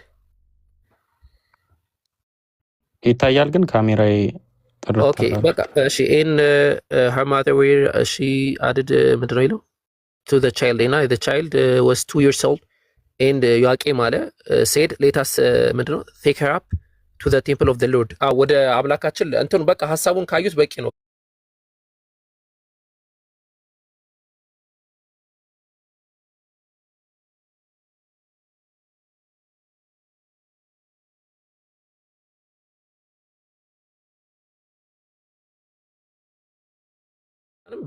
እሷንም ዘሯንም እንድትጠብቅ ዘንድ ጠይቀሃለሁ ብላ ነው የተናገረችው። ስለዚህ ምንም ጥያቄ የሚያስፈጥር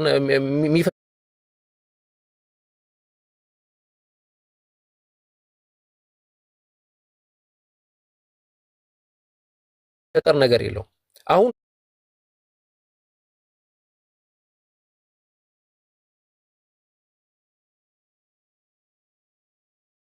ሁለተኛ ጥያቄ የመጣው ቁርአን ይህንን ነገር ከተናገረ በሌላ ቁርአን አንቀጽ ላይ ደግሞ ቁርአን ሙሰዲቅ ነው ከዚህ በፊት የነበረ መጽሐፍን አረጋጋጭ ነው ተብሎ የተነገረለት ከሆነ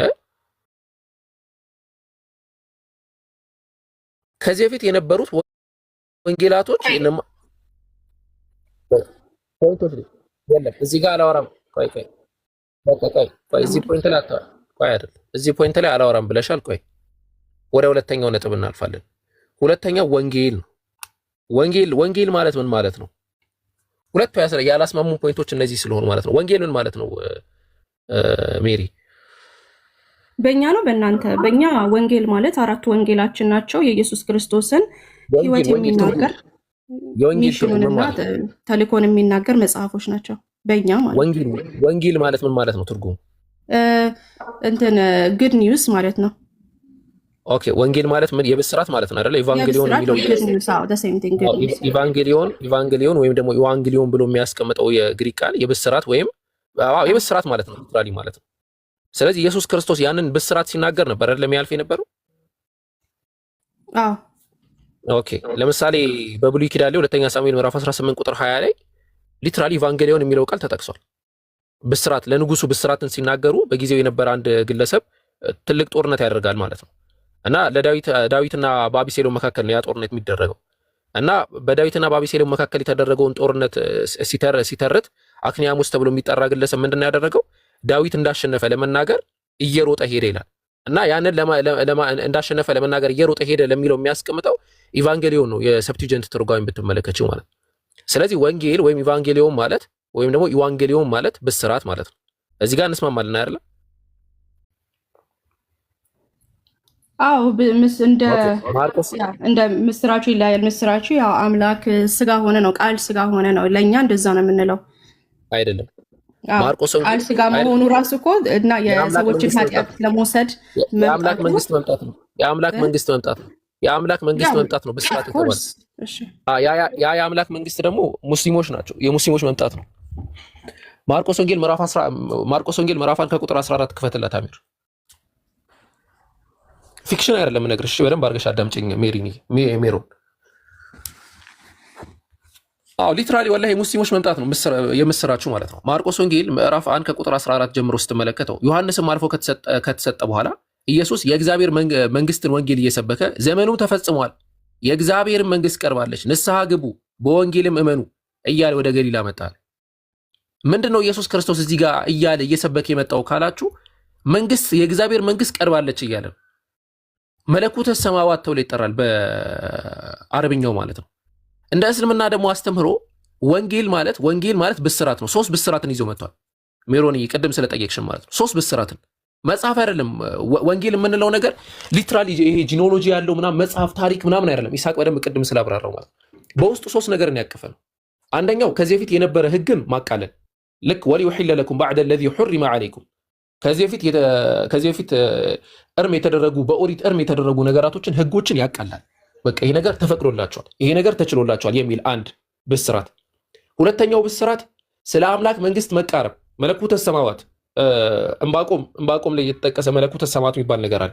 የአምላክ መንግስት መምጣት ወይም ደግሞ አምላክ በግልጽ የሚመለክበት የሚከበርበት የሆነ ዓለም መምጣት፣ እሱን ያበስራል። ሶስተኛ ስለ ነብዩ መሐመድ ሰለላሁ ዐለይሂ ወሰለም መምጣት፣ ወበሽረን ቢረሱል ከኔ በኋላ ይመጣል መልእክተኛ አበስራለሁ የሚል ሶስቱም ማለት ወንጌል ማለት ይሄ ነው።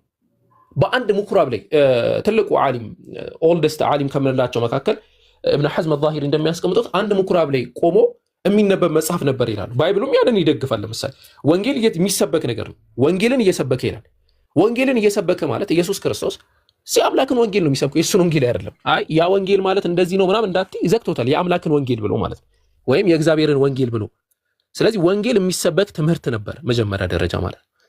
ከዛ ያ ወንጌል ኢቫንጌሊዮን የሚለው ነገር በግሪኮች እንዲሁም ደግሞ በዛ ዘመን በነበሩ አይሁዶች ዘንድ ፋሚሊየር ነው ቃሉ፣ ለጥሩ ነገር ይጠቀሙበታል። ጳውሎስ መጣና ገለበጠው ሮሜ ምዕራፍ 1 ቁጥር 1 ላይ ማለት ነው። የምን የኢየሱስ ክርስቶስ አስተምህሮ ምናምን ነዋል። ወንጌል ማለት ራሱ ኢየሱስ ነዋል። እሱ ራሱ መወለዱ ለኛ ወንጌል ነዋል። ይሄ አሁን ሁለተኛ ቦልድ አይዲያ ነው። የትም ያሌለ ነቢያት ያላስተማሩት አስተምሮ ኢየሱስም ያላስተማረው ነገር ኢየሱስ ወንጌልን አስተምሮ እንደሄደ ነው የሚያውቀው። ለምሳሌ እኔ የምናገረው ነገር ወንጌል ከሆነ ወንጌልን ኦልሬዲ ሰብኬያለሁ። ይስሐቅ ወንጌልን ሰብኳል። ሰብከን ከሄድን በኋላ የምን የሰበኩት ነገር ራሳቸው ወንጌል ናቸው ተባለ። ከዛ ምን የሚባል ነገር ተፈጠረ? ቅድም የከፈትኩልህን እንትኑን ክፈትልኝ አሚሮ፣ የላኩልህን ፎቶች ሜሪዬ ትንሽ ታክሰሽ አዳምጪኝ እሺ። ሀሳቦች ምናምን ሲኖሩሽ እንትን ታቀርቢልኛለሽ። ከዛ ምን የሚባል ነገር መጣ? ካኖናይዜሽን የሚባል ነገር መጣ፣ ወይ ደግሞ የወንጌላቶች መጽሐፍ የሚባል ነገር መጣ፣ ካህንን ከመደረግ በፊት ማለት ነው። ስለዚህ የወንጌል ነገር ሲመጣ ወንጌል የሚባል የምናውቀው ነገር አለ። ለምሳሌ የሆነ ኢንሲደንት አለ። ምን የሚባል ኢንሲደንት? ለምሳሌ አበበችን ገደላት፣ ኢንሲደንት ነው፣ አንድ ኢንሲደንት ማለት ነው። ከዛ ይስሐቅ ይመጣና አበበችን የገደላት በእርግጫ ነው ይላል። አቡበከር ይመጣና አበበችን የገደላት በቦክስ ነው ይላል። ኖ ስሚዝ ይመጣና አበበችን የገደላት በጥይት ነው ይላል። አሚር ይመጣና ኖ አበበችን የገደላት ሰድቧት ነው ይላል። ከዛ ባቢሎን ይመጣና ይህንን ሐሳብ አንድ ላይ ያደረገው ነው።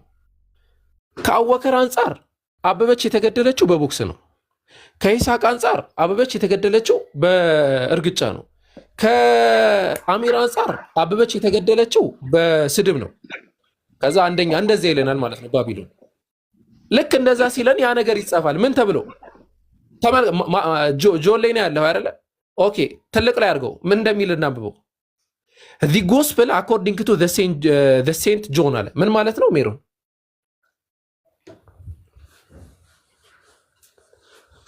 ሜሪ ሚውታንሽን ነው መልሽ። ሴንት ጆይነር ምንድን ነው? ሴንት ጆን ዮሐንስ ማለት ነው።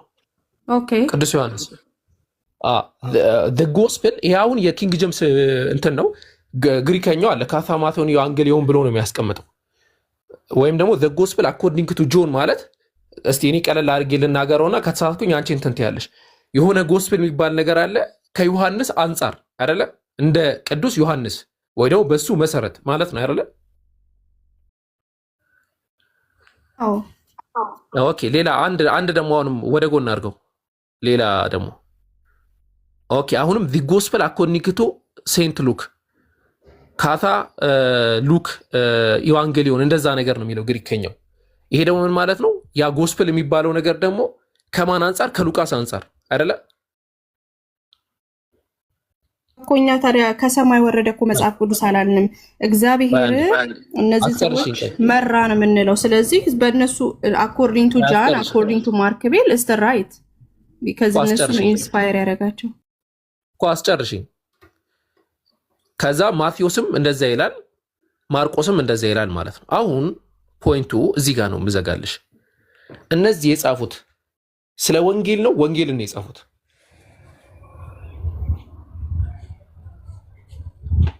ስለ ወንጌል ነው፣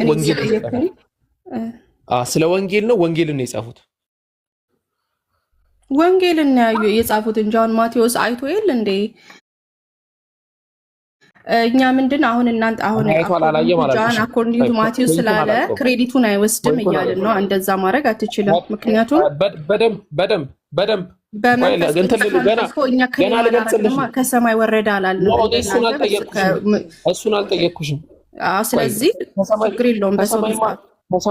እኔ በሰው ለምን ተጻፈ አይደለም ኢንስፓየር አረጋቸው ነው የተባለው። እነዚህ ሰዎች ሪል ዊትነሶች ናቸው ነው ፖይንቱ። ለነበረው ነገር ሪል ዊትነሶች ናቸው። ተአምሩ ያደረገው ስራውን የሰራው ግን ክርስቶስ ነው። ስለዚህ ስለ ወንጌል ነው ወንጌልን የጻፉት። ስለ ወንጌል ነው ወንጌልን የጻፉት። ወንጌልን የጻፉት እንጂ በደንብ አድርገው እንደርኮ ኢየሱስ ክርስቶስ ነው የተናገራቸውን ያደረጋቸውን ሁሉን ነገር ጽፈውልናል አይደል? እንዴ ለመዳናችን ዋናው ፖይንቱ ምን መሰለህ? ሉቃስ ወንጌል ምዕራፍ 1 ቁጥር 1 ክፈትልን አሚር። እሺ ፖይንቱ ምንድነው? ኢየሱስ ክርስቶስ ከሰማይ ወርዶ መጥቶ ለሰው ልጆች ሞቶ መሰቀሉን ዘግበዋል አይደል? ተናግረዋል፣ አይተውናል። እንመጣበታለን። ይሄ ነው ወንጌላችን፣ ይሄ ነው ልለ ነው። ሌላ የተለየ ወንጌል አይደለም። ይሄ የሰው ስሪት ነው። ይሄ አንቺ አእምሮ ላይ ያለ ነገር ነው። ስሪት አይደለም። ኦልሬዲ ሀፕን ያደረገ ነገር ስለሆነ ስሪት አይደለም። ሉቃስ ምዕራፍ 1 ቁጥር 1 ክፈትልን። ኦኬ። በእኛ መካከል ስለተፈጸሙ ነገራቶች ብዙዎች ታሪክን የተቻላቸውን ያህል ጽፈው ይገኛል አለ። ታሪክ የተባለው እዚህ ጋር ወንጌል ነው አይደለም? አቡበከር አሁን እንደዚህ ከሄደ ልንስማማ አንችልም። ምክንያቱም አንተ ዩር አፕላይንግ ዘ ሴም ሜተድ ቁርአን የተጻፈበትን መጽሐፍ ቅዱስ ላይ ማድረግ ነው። ይሄ ደግሞ እንትን አይደለም። እዝና ገነጎ ነው ወር ገባ ምንም አይነት ክሌም አላነሳም። ይሄ ታሪክ የተባለው ኢንስፓየር የሚባል ነገር ካወቃችሁ ጋይድድ መሆን ኦር መመራት ካወቃችሁ የተደረገው መጽሐፍ ቅዱስ ይሄ ነው። ገባ እንመጣለን። እሱ አስተርእዮ ተብሎ ይጠራል በክርስትናው ማስተምሮ። ሊትራሊ አስተርእዮ ጽፉትን ግን መንፈስ ቅዱስ ነው ጋይድ ያደረጋቸው የመራቸው። ስለዚህ ማለት ነው ይቅርታ አልጠየቅኩሽም። ቆይ ብዙዎች ታሪክን አዘጋጅተዋል ሲል ሉቃስ ታሪክን እያለ ያለው እንትን ነው አይደለ? ወንጌልን አይደለ? we have to read it within the context ከአውዲ ጋር አይተን ነው የምንፈታው። በምን ጉዳይ ይሄን ተናገረ የሚለውን ነገር አይተን ነው የምንፈታው። እሺ ይሄም ታሪክ ከመጀመሪያ አንስተው እኔ ወርድ ባይ ወርድ ከዘፍጥረት እስከ ራእይ ማለት ነው በመንፈስ ቅዱስ እንደተጻፈ ነው ማለት ነው። እሺ ችግር የለውም። ሰዎቹ ግን የጻፉት በእግዚአብሔር ተመርተው ሜሮን ይሄ ነው መልሳችን። እዚህ ጋር ብዙ መቆየት እንዳልከው አይሆንም። ቢካዝ የቁርአንን ሜትድ እዚህ ላይ ማድረግ አይቻልም። አላልፈውም። ኧረ አንዴ ቆይ እናንብበው። ይነበብ። ቆይ የአምላክ ቃል ይነበብ። ይህም ታሪክ ከመጀመሪያ አንስቶ የአይን ምስክሮች የቃሉ አገልጋዮች የነበሩት ያስተላለፉልን ነዋል። ክብር ቴዎፍሎስ ሆይ እኔም በበኩሌ ሁሉን ከመሰረቱ በጥንቃቄ ከመረመርኩ በኋላ ታሪኩን ቅደም ተከተል በጠበቀ ሁኔታ ልጽፍልህ መልካም ሆኖ ታገኛል። ታሪክ የሚለው ወንጌል ላይ አይደለም። አሁን ለመጨረሻ ጊዜ ለሁለተኛ ጊዜ እየጠየኩሽ ነው። ቅድም አልመልስም አልሽኝ። ታሪክ የተባለው ወንጌል ላይ አይደለም። እዚህ ጋር ሉቃስ ያለው ነገር እኔ ተጠንቅቄ ልጻፍ በአይናቸው ካዩ ሰዎች ምንድነው ሌላ የተናገረው ነገር ምንድነው? የሚጽፈው ነገር ገብተህ ማየት እኮ ነው። ሉቃስ የጻፈውን ነገር ገብተህ ማየት ነው። የተናገረው ስለ ክርስቶስ ነው። አልጠየኩሽም። ታሪኩ ወንጌል እኮ በአይን ያዩትን ሰዎች ጽሁፍ ነው የጻፈው ሉቃስ ወይስ አይደለም? መልሱ እዚህ ጋር ነው ገባው። ዋና ኢምፖርታንሱ እዚህ ጋር ነው። እኔ የጠየኩሽ እሱ ነው አይደለም። አይ ቲንክ ገብቷታል ምን አይነት አጣብቂኝ ውስጥ እንደገባች። ታሪኩን ቢባል ምን ቢባል ወይስ ፕሮብለም ነው? እኔ ምን ችግር አለ አይደለም ነው አይደለም ነው በይኝ። ወንጌል ነው በይኝ። ወንጌል እኮ ብዙ ነገር እኮ ነው። የግድ ኒውስ የተባለው እኮ ብዙ ነገር ነው። ጳውሎስ ማን ነው? ዮሐንስም ማርቆስም ማቴዎስም ሉቃስም የጻፉት ነገር እኮ ብዙ ነገር እኮ ነው። ይሄ እኮ ነው ግድ ኒውስ የምንለው ሙሉ ላሉት ለሌሎቹ ላስረዳ። ኦኬ እሺ እኮ እናንተ ወይ ደግሞ ወንጌል የምትሉት በቃ ጨረስን እኮ ኦፕን ሆነሽ አልዋይም ካልሽ እኔ እንግዲህ አላስገድድሽም አይደለም። ፖይንቱን ላስረዳ። ከታች ላሉ ሰዎች ከታች ያላችሁ ወንድም እህቶች፣ እንዲሁም ክርስቲያን ወገኖች እንድትረዱ የምንፈልገው ነገር ሀቅ ከመጣላችሁ በኋላ ወደኋላ አትበሉ፣ አትሽሹ። እውነትን ካያችሁ በኋላ ማለት ነው። ሉቃስ ወንጌል ምዕራፍ 1 ቁጥር 1 ላይ ብዙዎች ታሪክን ሊያዘጋጁ እንደፈለጉ ሉቃስ ራሱ ይጽፋል።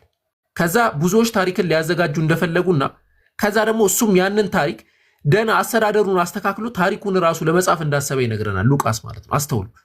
ያም ይሆን ከሆነ እኛ ጥያቄያችን አንድ ነው። ብዙዎች ያዘጋጁትን አይነት ታሪክ ነው ሉቃስ ያዘጋጀው ወይስ እነዛ ብዙዎች ያዘጋጁት ታሪክ ስህተት ነው? ስህተት ነው ከተባለ ሉቃስ በመንፈስ ቅዱስ ተመርቶ የተጻፈው የተባለው ያለው ሉቃስ ለነዛ መጽሐፍቶች አውቶሪ ሰጥቶ ብዙዎች ታሪክን አዘጋጅተዋል፣ እኛም እንደነሱ ታሪክን እናዘጋጃለን ብሎ መናገሩ አንድ ነገር እንድትቆይ ሜሮን በመሃል አትግቢ። አላወራም ካልሽ ሜሮን ያወራበት እስኪ እንዴ አልመለስም ብለሽ መጽሐፉን ከደሽ አሁን ምስኪ አብራ እንስማሽ። እኛ መማረው እንፈልጋለን። ቀጥል በእናትህ። እሺ ባቢ ሹክራን። ስለዚህ ብዙዎች ታሪክን ማዘጋጀት እንደፈለጉ እሱም ታሪክን አዘጋጅቶ ከሆነ ኮንክሉዥናችን አንድ ይሆናል ማለት ነው። ኢየሱስ ክርስቶስ ልክ ዓለም ላይ እንደሚታወቀው ልክ የሆነ ኢንሲደንት ሲፈጠር ዓለም ላይ ሎጂካል የሆነ ነገር ነው ማለሰው። ልክ የሆነ ኢንሲደንት ሲፈጠር ምን ይሆናል? ለምሳሌ እዚህ ጋር እኔና ባቢ ብንሰዳደብ ምን ይሆናል? ብዙ ላይቭ ሪከርድ ምናምን ብዙ ሰው ስለዚህ እንደዚህ ተፈጥሮ እንዲሆኑ ምናምን ብለው ያወራል። ኢየሱስም የነበረበት ዘመን ላይ የሚገርም ኢንፍሉዌንስ አድርሰው ስለነበረ ብዙዎች ታሪክን ጽፈዋል።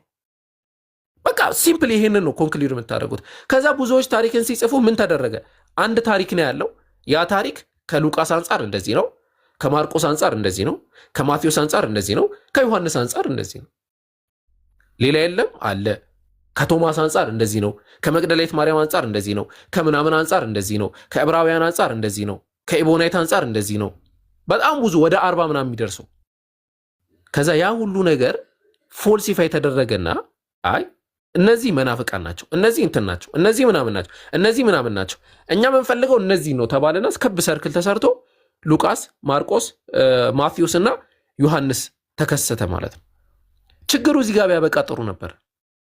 ወንጌል የሚለውን እሳቤ ኢየሱስ ክርስቶስን እኛ አምላካችን አዳኛችን የሚሉት ኢየሱስ ክርስቶስን ያመጣውን ትምህርት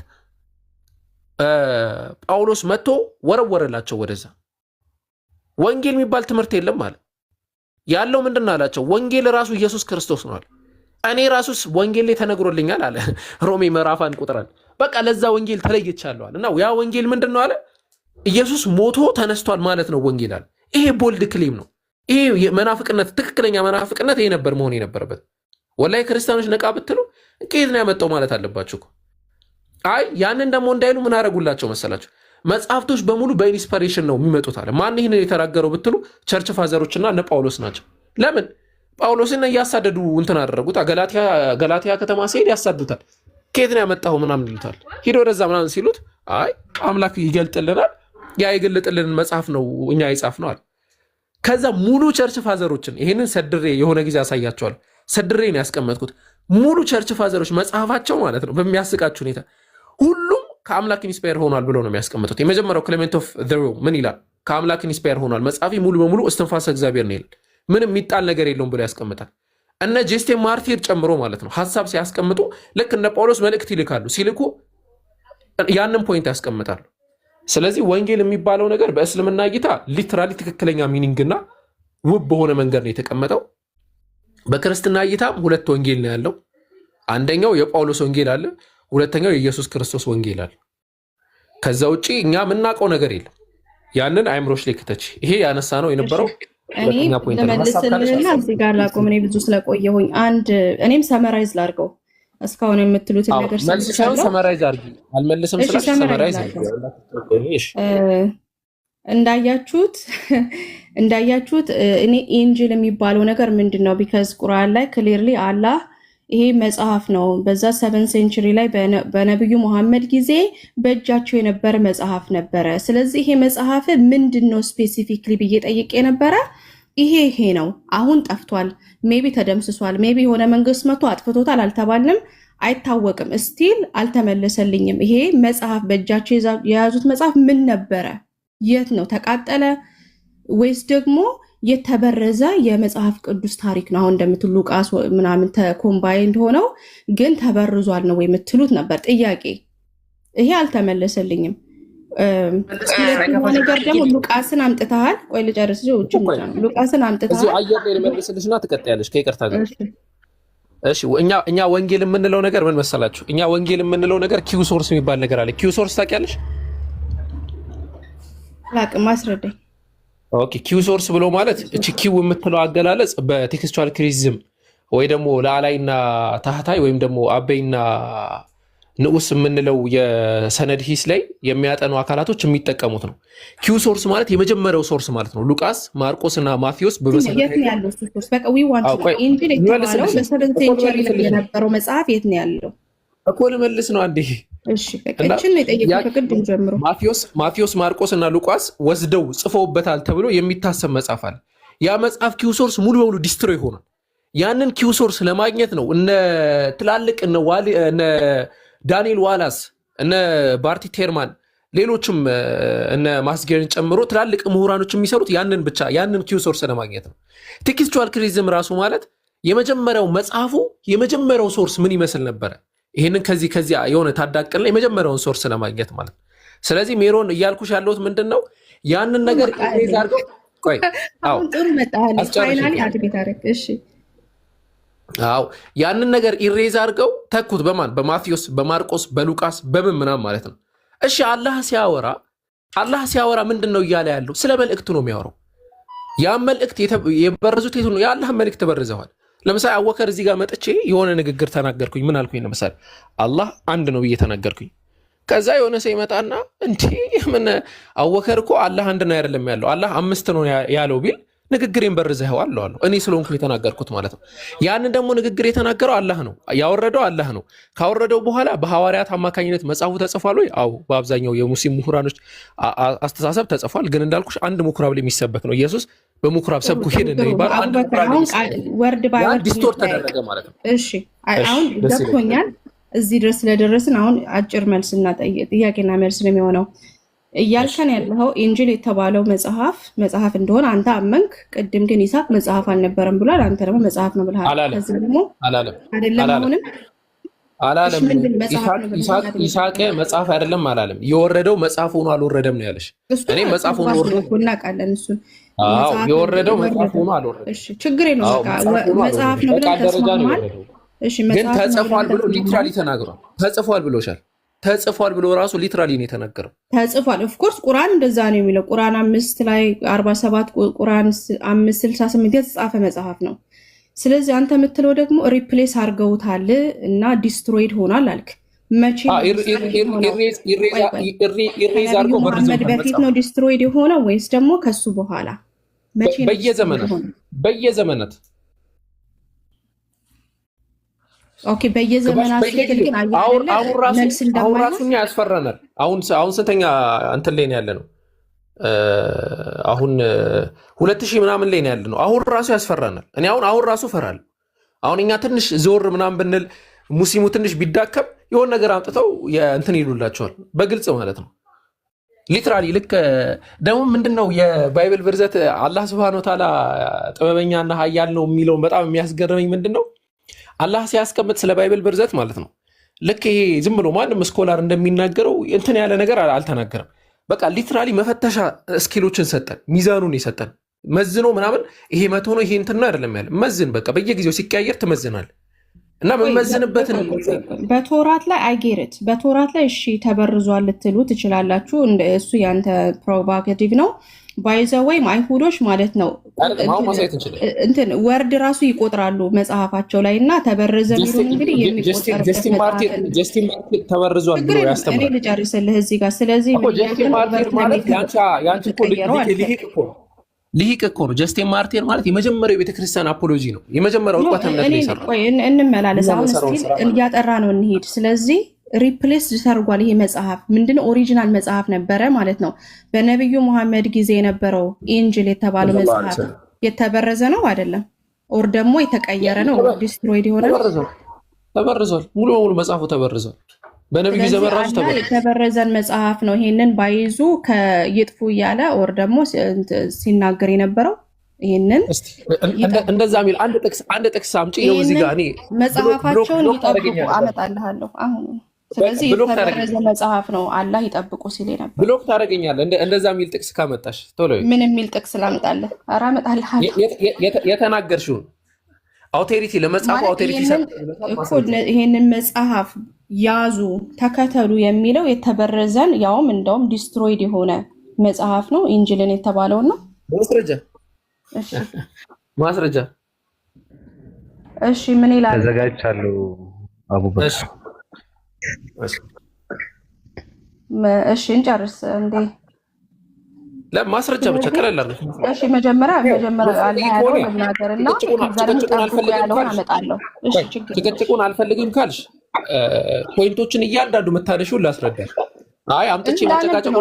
እኔ ከቁርአን ነው ማነበው ባይዘው እኔ በእንትናም በቁርአን በዚህ ሲመጣ አምናለሁ ያለውን ነገር እቀበላለሁ።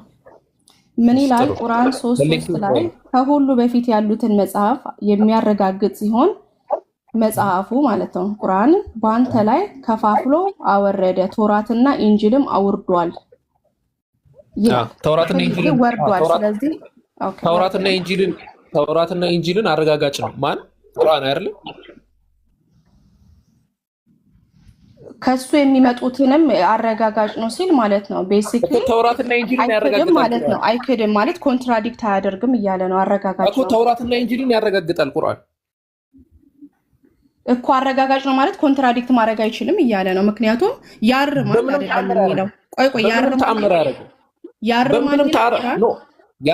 ያርማል በሚልም የመጣል እሺ፣ ችግር የለውም። የአረጋጋጭ ነው የሚለውን ግን አይተናል። ስለዚህ አሁን እያልከን ያለ ነው አላህ የተበረዘን መጽሐፍ ያውም ያልሽኔት አለ አንዴ ጠብቀኝ አንድ ጊዜ።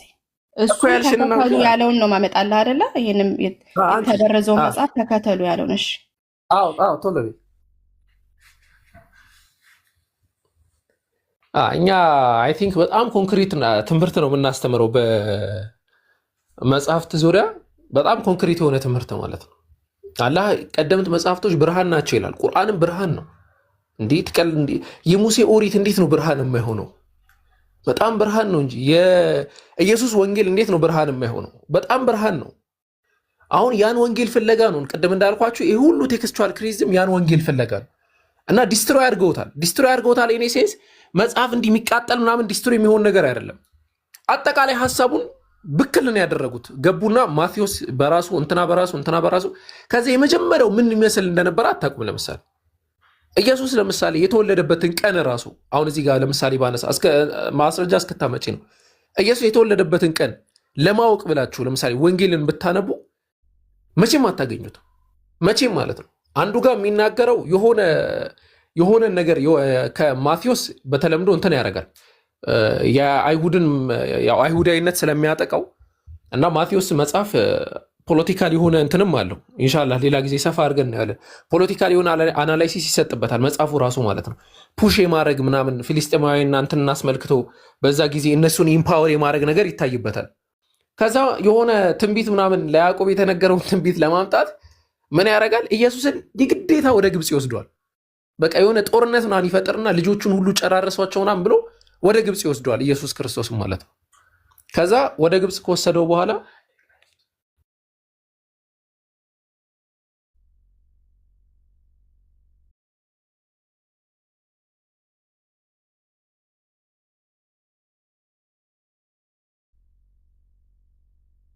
ተቋርጠሃል። እኔ ግን አለሁኝ ማንበብ እችላለሁ። አንድ ሁለት ጥቅስ አለ፣ ሌሎችም አሉ። ግን ሁለት አይደለም አንዱ ያልሽውን ያመጣሽው አንዱ 68 ቁርአን ታዘርጊ ነው። ሁለት ጥቅስማ እወድብሻለሁ። አንድ ጥቅስ ነው ያልሽው። ችግር የለም። ቁርአን 5:68 ላይ እንደዚህ ይላል ያለ ቃል እናንተ የመጽሐፉ ባለቤቶች ሆይ ተውራትና ኢንጂልን ከጌታችሁም ወደ እናንተ የተወረደውንም እስከምታቆሙ ከዛ በቅንፍ አድርጎ ያው እንትን ነው እስከምትሰሩባቸው ድረስ በምን በቃ ብሎክ ልትደረጊ ነው። አንቺ ራስሽ ብሎክ ልትደረጊ ነው። ከጌታችሁ ዘንድ የመጣውን መጽሐፍ መልስ ክታደርጉ አለ። ቆይ አልጨርሱም። ቆይ ሁለቱንም ጥቅስ ለአንብብና ታስኬደዋል። ቆይ ይሄንን እንጨርስ። ሜሪ እባክሽ ሜሮን አናሳዘነሽም እንዴ? ከጌታችሁ የወረደውን መጽሐፍ ምን እስክትለው አለ? እስከምትሰሩባቸው ከጌታቸው የወረደው መጽሐፍ የትኛው ነው? የወረደውን እናንተ የመጽሐፉ ባለቤቶች የተውራትና ኢንጂልን ከጌታችሁም ወደ እናንተ የወረደውን እስከምታቆሙ እስከምትሰሩባቸው። የትኛው ነው ከጌታቸው ወደ እነሱ የወረደው? ኢንጂልና ተውራትን ብዬ ነው ማምነው እዚህ በዚህ ጥቅስ መሰረት እኮ። የትኛው ኢንጂልና ተውራት ከአምላክ የወረደው አይደለም? አዎ ኦኬ። አዎ ከአምላክ የወረደው ኢንጂል መጽሐፍ ነው። ከዛ ዲስትሮይድ የሆነ ነው ብለሃል። ስለዚህ አንተ እሱ ያንተ ክሌም ነው። ቁርአን ግን እንደዛ አይልም። ወይኔ እቺ ሴት ምን ሆነሽ ነው? እኔ ቁርአን እንደዛ አላለም። ኢንጂል መጽሐፍ ሆኖ ነው የወረደው። ኢንጂል መጽሐፍ ሆኖ ነው የወረደው ብያለሁ።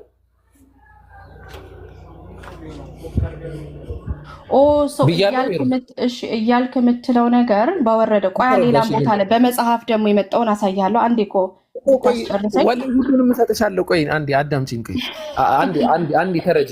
ሁለተኛ ጊዜ እሰጥሻለሁ አልኩሽ እኮ ጥቅሶቹም ያንቺ ራሱ የምታመጪውን እሰጥሻለሁ። እንደውም እዚሁ ላይ ልቀጥልልህ። እንደውም እዚሁ ጋር ነው ጥያቄ። ቆይ አሁን እንደውም መጽሐፍ አይደለም ካልክ የሚከብደው ምን መሰለህ? ልጠይቅህ ነው አሁን ማለት ነው። መጽሐፍ አይደለም ካልክ የወረደውን ቃል ነው። ይሄንን ስትል ማለት ነው ይሄ የተነገረው መቼ ለነበሩ ሰዎች ነው? በነብዩ መሐመድ ለነበሩ ሰዎች ነው ወይስ ደግሞ በኢየሱስ ወር ደግሞ በኢሳ በነበረበት ጊዜ ያሉ ሰዎች ናቸው ይሄ የተነገራቸው? በነብዩ ዘመን ላሉ ሰዎች። እንዴት ነው በነብዩ የነበሩ ሰዎች ከ600 ዓመት በኋላ ወንጌልን በአፋቸው ይዘሩ ነበር ይዞሩት የኢየሱስን ወንጌል? እንግዲህ ይሄ ላይ ነው እንደምታዩት፣ ይሄ ስትሬት አፕ ላይ ነው። ታፍሲርን ብታዩ ስኮላሮችን ብትሉ ማለት ነው ክሊርሊ እንደዛ አይደለም የሚለው። ይሄ እኔ አንብቤው ነው የመጣሁት የምሬ ነው። አንድ ነገር ላስረዳሽ። እንግዲህ ከ600 ዓመት በኋላ የሰው ልጅ ወንጌልን በአፉ የሚናገረው ነው አላህ ጠብቆ ያለው ማለት ነው። አንዴ እኔ አወከር ያው እንደዚህ ምናምን ለማለት ሳይሆን እኔ አወከር አሁን የምታወሪኝ ልጅ ማለት ነው እንዲህ የተራመርኩኝ ነው አሁን ማወራሽ። ወሊላሂ አልሐምድ። ይሄ የምታመጪውን ቁርአን ገና 8 ዓመት እያለ ሙሉ በሙሉ በአይምሮ የሸምድጄ ነው ያለው ልጅ ነኝ። ተፍሲሮች እንዲህ ይለዋል ምናምን ብትይ ወላሂ አንድም ተፍሲር እንደዛ ብሎ አላስቀመጠው። ምን እንደሆነ ላስረዳሽ አልኩሽ። ይሄንን አንቺ ላመጣሽው ክሌም አይደለም፣ እንደውም አጌንስቲው ነው የሚናገረው። ስለምንድን ነው ከተባለ አጠቃላይ ሱረቱል ማኢዳና ሱረቱ አሊ ኢምራን ላይ የተጠቀሱት በወንጌል ፍረዱ ምናምን የሚሉ ጥቅሶች they are concerning about the prophecy of the ነብዩ መሐመድ ሰለላሁ ዐለይሂ ወሰለም። ስለ ነብዩ ፕሮፌሲ ነው የሚያወራው። ስለ ነብዩ ፕሮፌሲ በግልጽ ማለት ነው። መጽሐፋውን ገልጫ ሳይሻለሁ ስለ ነብዩ ፕሮፌሲ ነው የሚያወራው። አላህ Subhanahu Wa Ta'ala እያለ ያለው እዛ በጌታችሁ ባወረደው ያንን ሳታቆሙ በዛ ሳሰሩ ምን the prophet መሐመድ ሰለላሁ ዐለይሂ ወሰለም ቁርአን ላይ ሱረቱል በቀራ ምን ነው የሚለው? እነዛ ነብዩ መሐመድ ሰለላሁ ዐለይሂ ወሰለም ያዕሪፉነሁ ከማ ያዕሪፉነ አብናአሁም ልክ ልጆቻቸውን እንደሚያውቁት ነብዩ መሐመድ ሰለላሁ ዐለይሂ ወሰለም ያውቋቸዋል ብሎ ነው የሚያስቀምጠው። they already know him ያውቁት ነበር ነብዩ መሐመድ ሰለላሁ ዐለይሂ ወሰለም። ስለዚህ ነብዩን ያውቋቸው ስለነበረ አጠቃላይ ወሊያሕኩም አህሉል ኢንጂል ማ አንዘለላህ ኢንጂል የኢንጂል ሰዎች አላህ ባወረደው ነገር ይፍረዱ የእንትን ሰዎች እንዲያርጉ ምናምን የሚሉ ጥቅሶች within the prophecy of ነብዩ መሐመድ ሰለላሁ ዐለይሂ ወሰለም ስለ ነብዩ ፕሮፌሲ ነው የሚያወራው፣ ስለ ነብዩ ትንቢት ነው የሚያወራው፣ ስለሳቸው ስለተነገረ ነገር ነው የሚያወራው። ስለዚህ አሁንም ከይቅርታ ጋር ሜሮን ለጠየቅኩሽ ጥያቄ ታፍሲር ጋር ሳልሄድ እዚህ ጋር እኮ ላፈርስብህ እኮ ነው ብትጠብቀኝ። ሁለት ጥቅስ አምጥቻለሁ ብዬ ነበር አቡበከር አላስጨረስኩም። ራሱ የሚያፈርስብን በውስጡ የሚል ቃል አለ እዚህ ጋር ክሊርሊ በወንጌልም ባለቤቶች አላህ በውስጡ ባወረደው እየተባለ ቃል ነው ትለኛለህ ማለት ነው እኮ። በውስጡ ሴሌክቲቭ ነው። እንዴት ነው አንድ ንግግር በውስጡ የሚባለው? በውስጡ ባለው እያለ ማለት ነው መጽሐፍ እንደሆነ ሌላ ቦታ ላይ የተናገረ እንዴት ነው ቃላት ነው? አንድ እንትን አዳ ሜሮን አዳ ኦኬ፣ ይሄ ያላህ ቃል ላይ እንደመጨመር ነው የምቆጥረው። ይቅርታ በቃ እዚህ ጋር በውስጡ ስላለኝ ማለት ነው መጽሐፍ ነው ብዬ ነው የምደመድመው። በውስጡ እያለ ሜሮን ትጠይቂና መልሰሽ ታብራሪያለሽ። አመጣዋለሁ ያልሽውን ነገር ምንም አልሰማንም። እኔ አሁን እየጠበቅኩ ነው። ወይ ሰዎች መጠመቅ አለባቸው። እንግዲህ ቁርአን አመጣውኝ እኮ መጽሐፉን ካልተከተለሽ እኔ አልሰማሁም። እሺ ስማ፣ ይሄንን ቁርአን 5:47 ምን ይላል? በወንጌልም ባለቤቶች አላህ በውስጡ ባወረዱ ይፍረዱ እያለ ይሄ መጽሐፍ አይደለም እያሉን ነው። ይሄ ነው እኮ ችግር።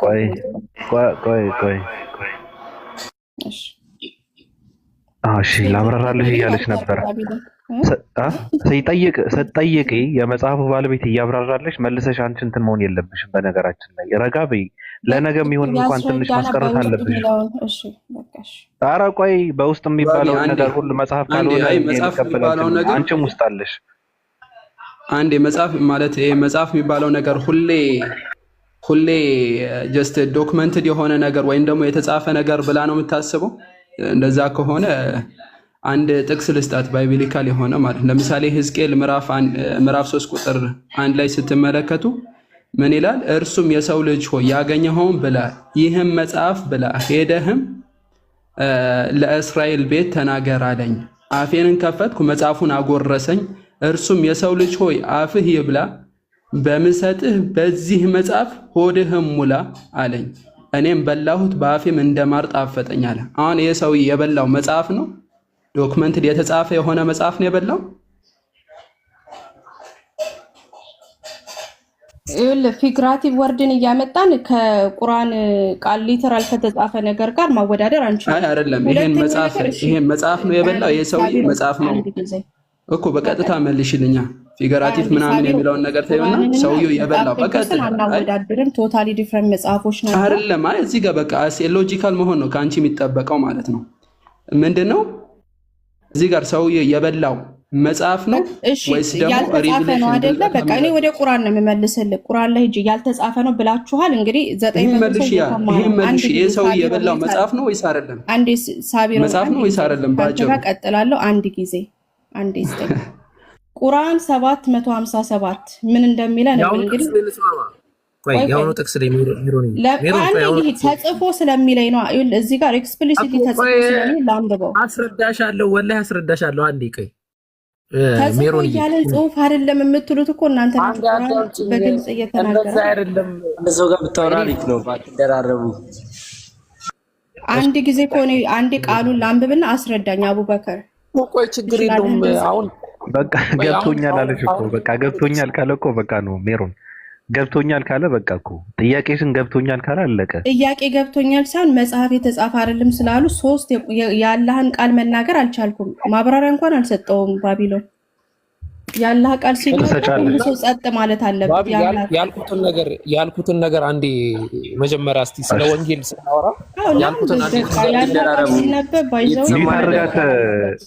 ሚታረጋንተ አንድ ደቂቃ አይፈጅም። ያላ ቃልን ማንበብ ላይ 15 ሜሮን እንዴ ምን ሆነሽ ነው? ተረጋጊ ትንሽ እንጂ ምንድን አመት አያወራም። ያላ ቃል ክብር ቢኖረን ጥሩ ነው።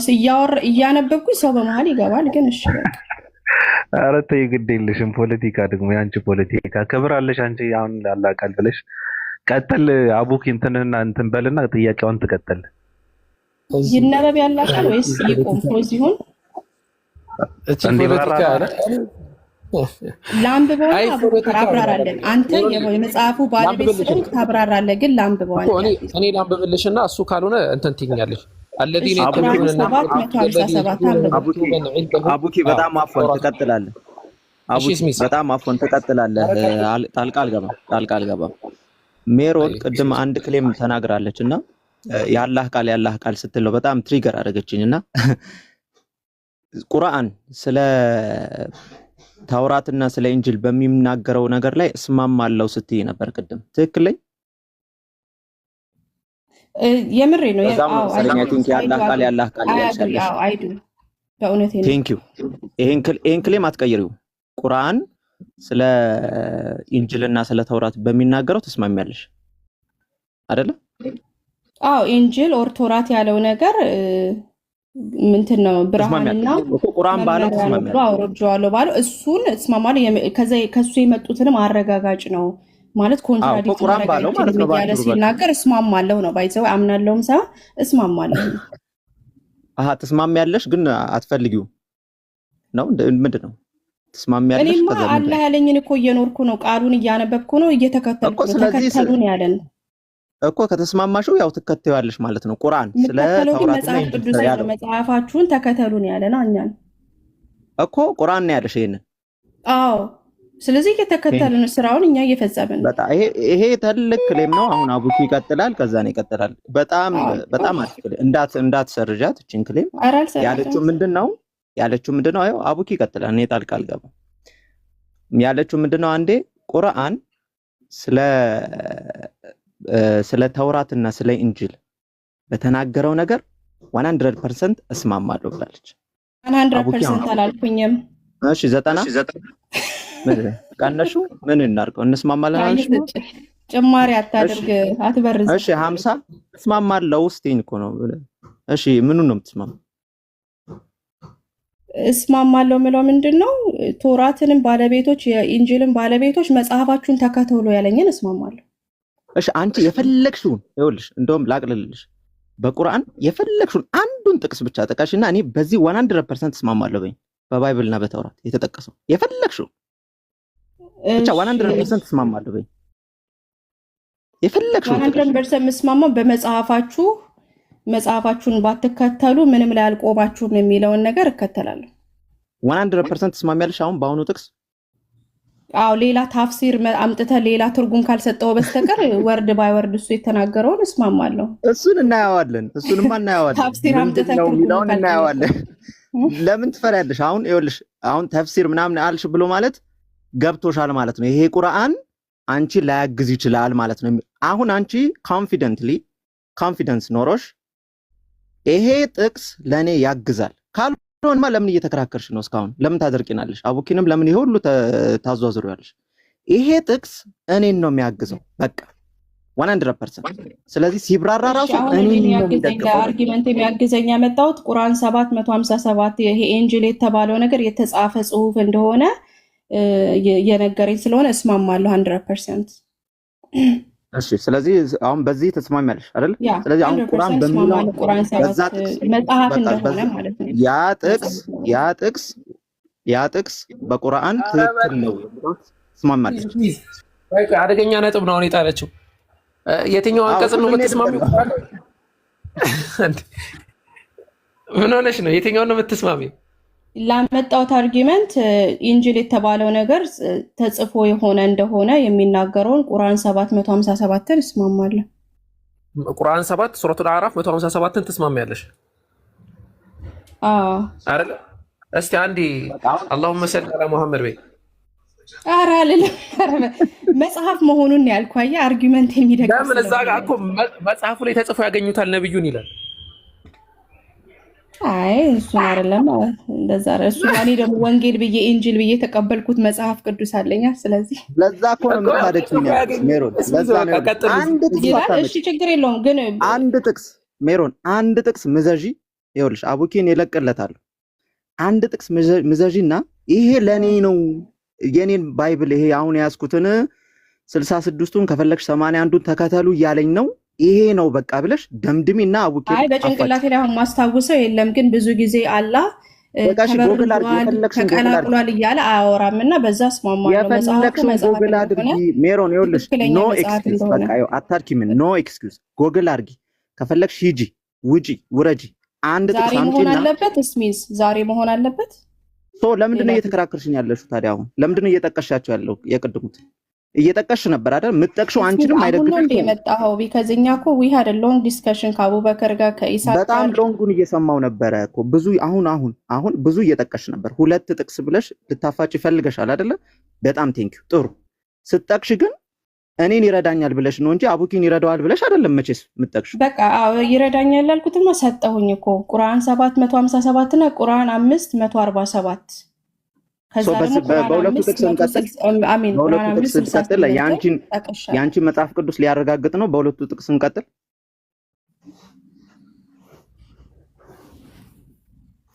ይሄንን ያመጣሁት ለምን እንደሆነ ሰምተሃል እስሚዝ ወንድማችን አቡበከር የተጻፈው ኢንጂል የተባለው መጽሐፍ አይደለም አላህ ያወረደው ቃል ነው እንጂ ብለው ስላለ አይ የተጻፈ ነው ብዬ አርጊመንቴን ላመጣ ነው ይሄን ያመጣሁት አርጊመንቴን ለመደገፍ ነው ሜሮን ያልሰማሽኝም ማለት ነው እኔ አሁን በጣም ዲስአፖይንትመንት እየተሰማኝ መጽሐፍ አይደለም የተጻፈ አይደለም ስለኛል ነበር በቃ እኔ ወይ ምን ብዬ ነው ያስረዳው እንደዛ አላልኩሽም በአላህ እስቲ እኔ ያዳመጠኝ ሰው የለም ወይስ አውቀሽ ነው ሜሮን ምን ብዬ ነበር ያስረዳውሽ እስቲ የሆነ ዝም ብለሽ አብሰልሲና አንድ ደቂቃ ሰመራይዝ አድርግልኝና ልንጨርሰው ቢካዝ መጽሐፍ አይደለም ብለኸኝ ነበረ እዛ ተጻፈላችሁ መጽሐፍ አይደለም አንድ ደቂቃ የአርምሞና ጥናት ጊዜ ወሰጂ አንድ ደቂቃ ማለት ነው እስከዛ እኔ የሆነ ነገር ልበል አንድ ደቂቃ ወሰጂ ከዛ እስቲ ያልኩሽን እንትን አርጊ ሪትራይቭ አርጊ አሁን እንትን ሾርት ሜሞሪ ላይ ነው ከዛ ወደ ሚድል ሊሄድ ስለሚችል ትንሽ ረዘም ያለ ጊዜ ስለሚመጣ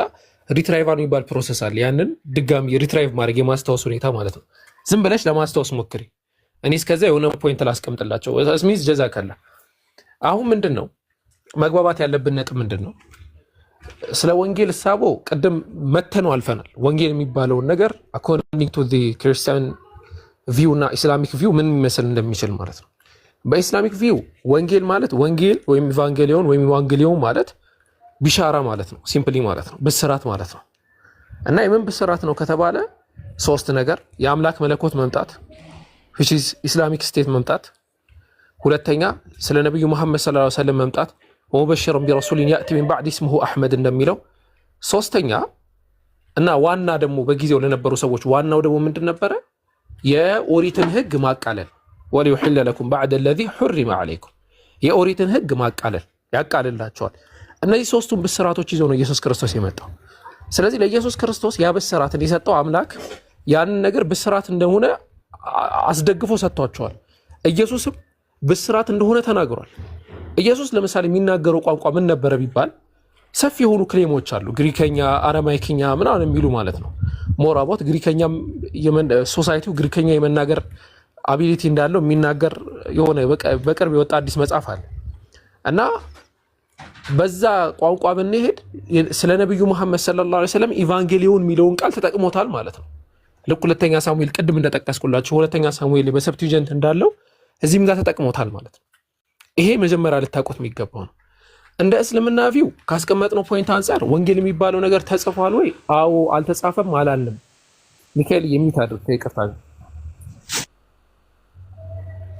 እሺ እንደኛ ልክ እንደምንለው ቀደም እንዳነሳሁትም አልተጻፈም አይደለም ያለው እንደውም ብዙ ስኮላሮች እንደተጻፈ ነው የሚደግፉት ተጽፏል የሚለው ሐሳብም ጠንካራ ሐሳብ ነው እኛ አልተጻፈም አይደለም ግን ተጽፏል ወረደም ኦሪትን ነው አላህ Subhanahu Wa Ta'ala ተጽፎ እንደወረደ ወከተብና ለሁ ፊል አልዋህ እንዳለው ኦሪት ተጽፎ እንደወረደ በሐዲስም በቁርአንም ተነግሮናል ሙንጀመን ሆኖ ተጽፎ ወርዷል ቁርአን ሙንጀም ሳይሆን በመትሉ ሆኖ አንዴ ሳይሆን ተራ በተራ ማለት ነው ሙንጀም ማለት በአንዴ ወረደ ማለት ነው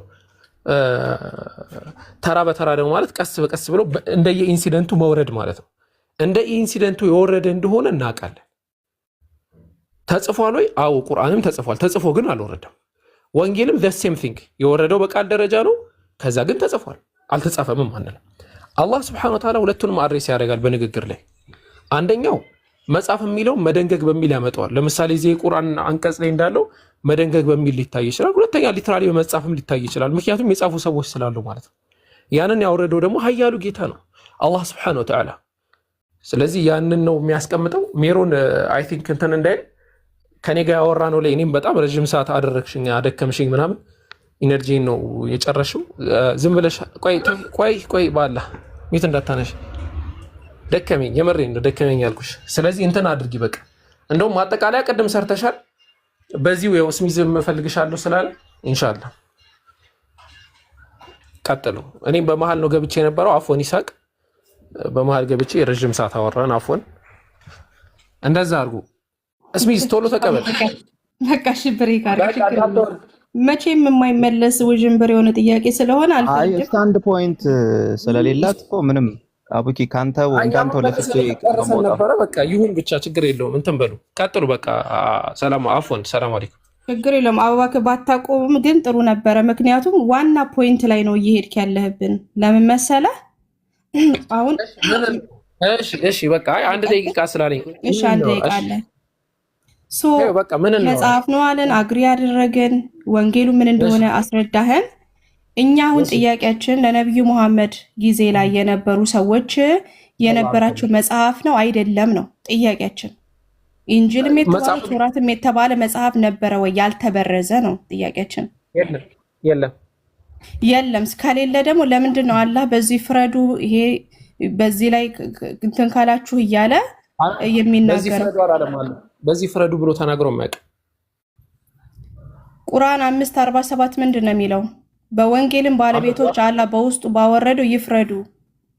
ኦኬ በውስጡ ነው እንጂ በመጽሐፉ አይልም አይደለ? ታዲያ በውስጡ ማለት እኮ እና በመጽሐፉ ነው። ታዲያ ሌላ ቦታ ላይ መጽሐፍ መሆኑን አየናል እንዴ? አንዴ ተቀበይኝ። እሺ በውስጡ የተባለው ምንድን ነው ብለን ኮንክሉድ እናድርግ። አብሶሊት እና ሪላቲቭ የሚባል ኮንሴፕት ታውቂያለሽ?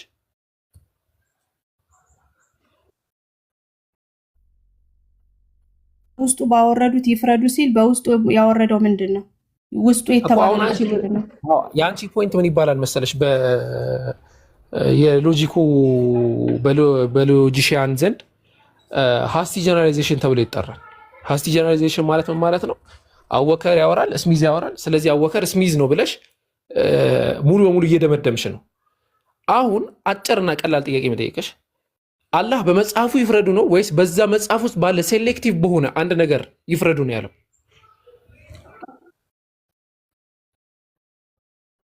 ለመጽሐፍ እንደምናወራው ሄደ ጠይቅ ስለተባለ መጽሐፍ አለ የለም ነው ጥያቄ እንጂ ውስጡ ያለው ምንድን ነው ብዬ አልጠየቅኩኝም። እስቲ አሁንም የቱ ጋር ነው የመጽሐፉ ባለቤቶችን ጠይቅ የሚለው?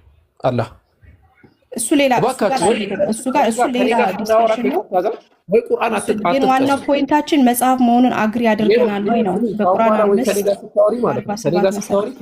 ቁርአን አትጥቀሺ። ሁሌ ስጠቅሽ ሁሌ ስህተት ነው የምትጠቅሽው እባክሽ። ስለዚህ አትጥቀሺና ራስሽን እንትን የሼም ሰርክል ውስጥ አታስገቢ። ያሁኑ ፖይንት የለም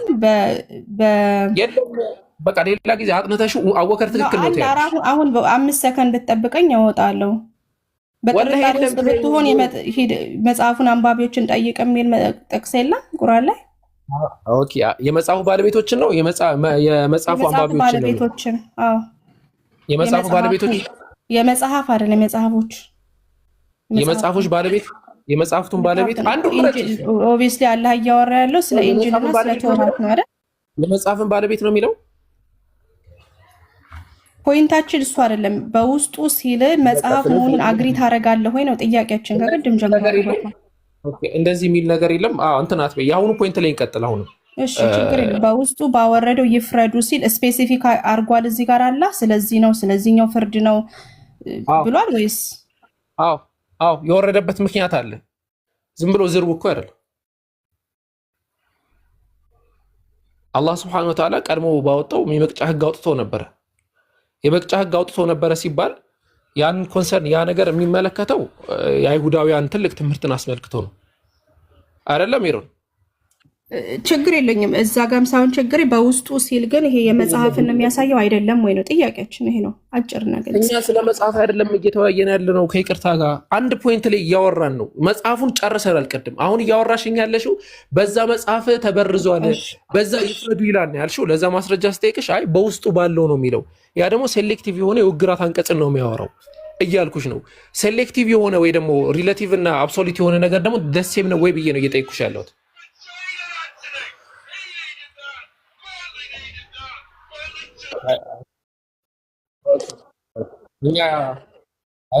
የተረፈ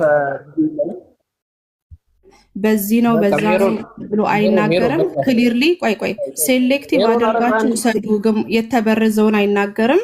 ኦር ደግሞ ይሄ የተበረዘ ነው ይሄን አትውሰዱ አይልም። ቃሉ የሚለው ኢንጂልና ቶራትን አወረድ ነው ያንን ይከተሉ እያለ እንዳልተበረዘም ይናገራል።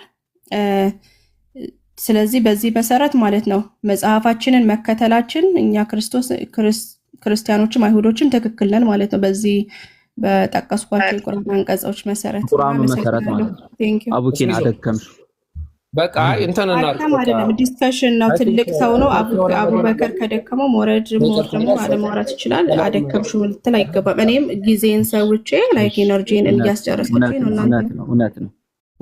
ቀላል የኔ ኢነርጂ አይደለም እንዴ? እኔ እኮ የሚገርመኝ እኔ ኢነርጂ አይደለም እንዴ እናንተ ላይ?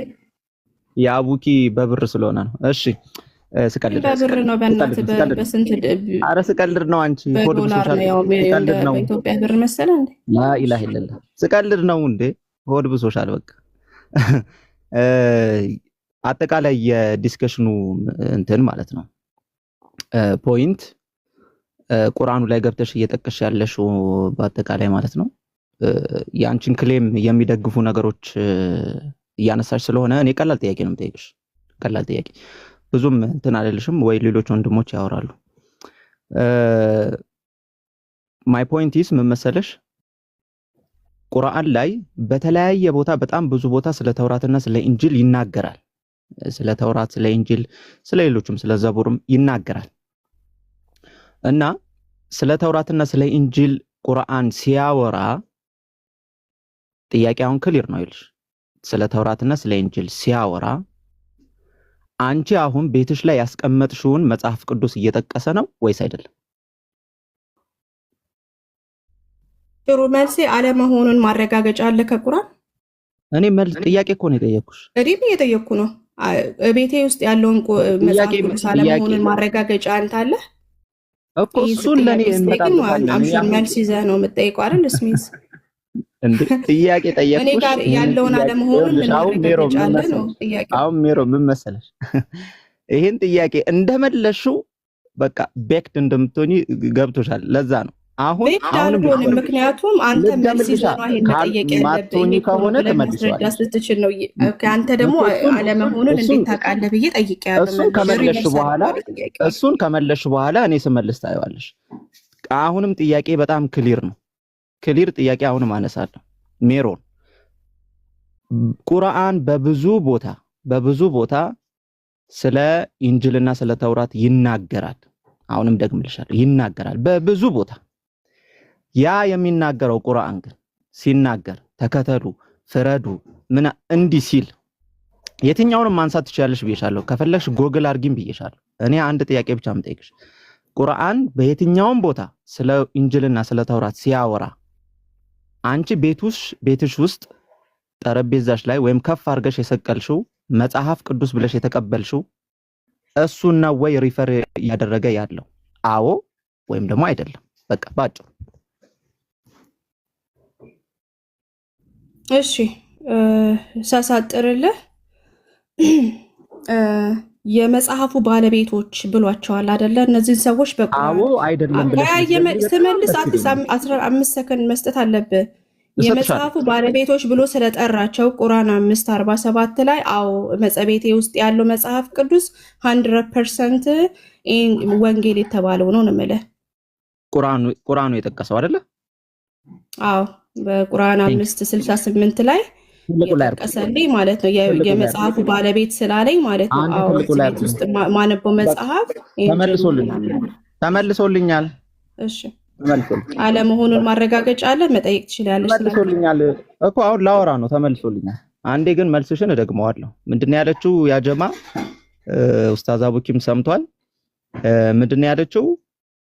ቁርአን ኢንጅልና ባይብል ሲል እኔ ቤት ውስጥ ያስቀመጥኩት መጽሐፍ ቅዱስ ነው ብላለች። ያው ይሄንን አትቀይረው። ባይብል ሲል ነው ወይስ ቶራት ማለት ነው? የሚቀዳ ሰው ጀስካ አሚን ኢንጅልና ተውራት ሲል ማለት ነው። ባይብል አልኩ። ኢንጅልና ተውራት ባይብልማ የሚባል ነገር አይታወቅም። እሺ አሁን እንቀጥል። ኦኬ ጥያቄ መልሽ ሪቨርስ ማድረግ ትችያለሽ ብለኸኛል። አለመሆኑን ማረጋገጫ አለ። ኧረ ሚሮን ቆይ፣ ያው ልክ ነሽ እኮ። ልንቀጥል አንዴ ካሜራ እስከማብራት ትንሽ ታገሽ። ቁርአን ለማብራት ፈልግ።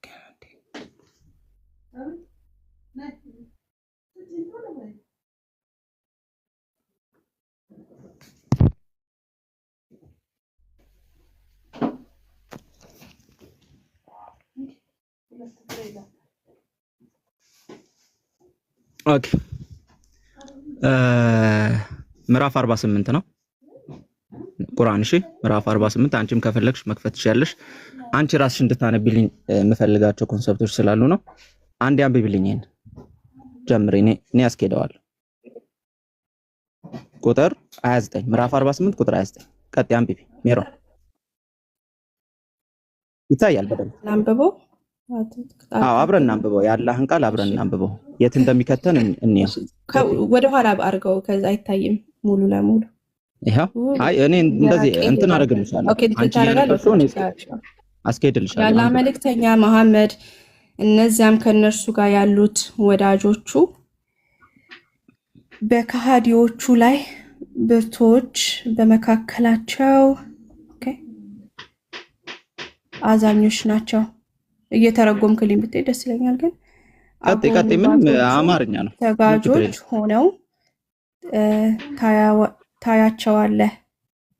ካላህ ችሮታንና ድዌታን ይፈልጋሉ። ውዴታን ለዚህ እኮ ነው አንብበው የምልህ። ችግር የለውም አብሽሪ። ቀጥ ልክ ነሽ። ውዴታን ይፈልጋሉ። ይኸው ሶስተኛው መስመር ላይ ነሽ። ምልክታቸው ከስግደታቸው ፈለግ ስትሆን በፊታቸው ላይ ናት። በፊቶቻቸው ላይ ናት። ጎበስ በፊቶቻቸው ላይ ናት። ይህ በተውራት የተነገረው ጠባያቸው እሺ ነው የሚለው። እሺ ነው። በኢንጂልም ውስጥ ምሳሌያቸውን ቀንዘሉን እንዳወጣ አዝመራና ቀንዘሉም እንዳበረታው ብሎ ይቀጥላል። አሁን ይሄ ጥቅስ የሚያወራው መጀመሪያ ስለማን ነው? ምን ላይ ነው ያለው? ቁርአን ስንት ላይ ነው ያለው? እሺ መጀመሪያ ነግሬሽ ነበር 48 29 ይሄው። እሺ ራስሽ ክፈት። አይ ችግር የለውም። የት ላይ ሆነ እንደምታወራው ስለ አውዱ ምዕራፍ 48 ቁጥር 29 ምዕራፍ 48 ቁጥር 29 ኦኬ። ጥቅሱ ስለማን ነው የሚያወራው? ስለ ቶራትና ስለ ኢንጂል አይደል? አይ መጀመሪያ ስለማን ነው እያወራ ያለው? መጀመሪያ ምን ብሎ ነው የሚጀምረው? አብራራለን። ለሴክ ኦፍ ታይም አብራራለን። እስቲ ንገረኝ። በጣም ጥሩ። ስለዚህ የአላህ መልእክተኛ መሐመድ ይላል አይደለ? ስለ እሳቸውን እያነሳ ነው። የአላህ መልእክተኛ መሐመድ እነዚያ እነርሱ ጋር ያሉት ወዳጆቹ ኮምፓኒዮኖቹ ማለት ነው፣ አጋሮቹ ሰሃባዎች ማለት ነው። ስለነሱ እየተናገረ ነው። ይሄው የአላህ መልእክተኛ መሐመድ እነዚያ እነርሱ ጋር ያሉት ወዳጆቹ ከሃዲዎቹ በከሃዲዎች ላይ ብርቶች ናቸው። ከሃዲያን በሚገጥሙበት ጊዜ በጣም ብርቶች ናቸው። በመካከላቸው እርስ በርስ ግን በጣም ይተዛዘናሉ። ይተዛዘናሉ። በከሃዲያን ላይ ግን ብርቶች ይሆናሉ። አጎንባሾች ሰጋጆች ሆነው ታያቸዋለህ አለ። ከአላህ ችሮታና ውዴታን ይፈልጋሉ። ነብዩ መሐመድና የሱ ባልደረቦች። ኦኬ። ከዛ ምን አለ? ምልክታቸው ከስግደታቸው ፈለግ ስትሆን በፊቶቻቸው ላይ ናት። የሚሰግዱበት ምልክት ፊቶቻቸው ላይ አለ። ይህ በተውራት የተነገረው ጠባያቸው ነው። በተውራት የተነገረው ጠባያቸው ነው ይላል። ይህ ጠባይ ስለማን ነው በተውራት ተነገረ እያለ ያለው? ይህ በተውራት የተነገረ ጠባያቸው ነው ያለው ስለማን ነው? ሜሮን ስለማ በተውራት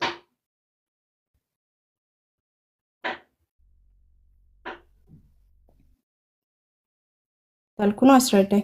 ችግር የለም። ይሄው እየተከተልሽኝ አይደለም እንዴ? ስለ ነብዩ መሐመድና ስለ ነብዩ መሐመድ ሰለላሁ ዐለይሂ ወሰለም ባልደረቦች በተውራት ምናምን ይላል። ግን ሙሉ ኮንሴፕቱን ካስረዳ በኋላ ኦቨሮል ለመረዳት ይሄው ኮንሰፕቱን እኮ ነው እየነገርኩሽ እኮ ምንም አልቆራረጥኩትም። ከላይ ተነሳውልሽ። ይሄው ነብዩ መሐመድና ሰሃቦቻቸው አንደኛ ምን አነሳልሽ? አንደኛም ያነሳልሽ ፖይንት ምንድነው? በካህዲዎች ላይ ብርቶች ናቸው። ኦኬ፣ በካህዲዎች ላይ ብርቶች ናቸው። እርስ በርስ ግን የሚተዛዘኑ የአላህን ውዴታ የሚፈልጉ ናቸው አለና ይህ እነዚህ ነብዩ መሐመድና ስለ ነብዩ መሐመድና ስለ ሰሃባዎች በተውራት ጠባያቸው ተነግሯል እያለ ነው። ግልጽ አይደለም?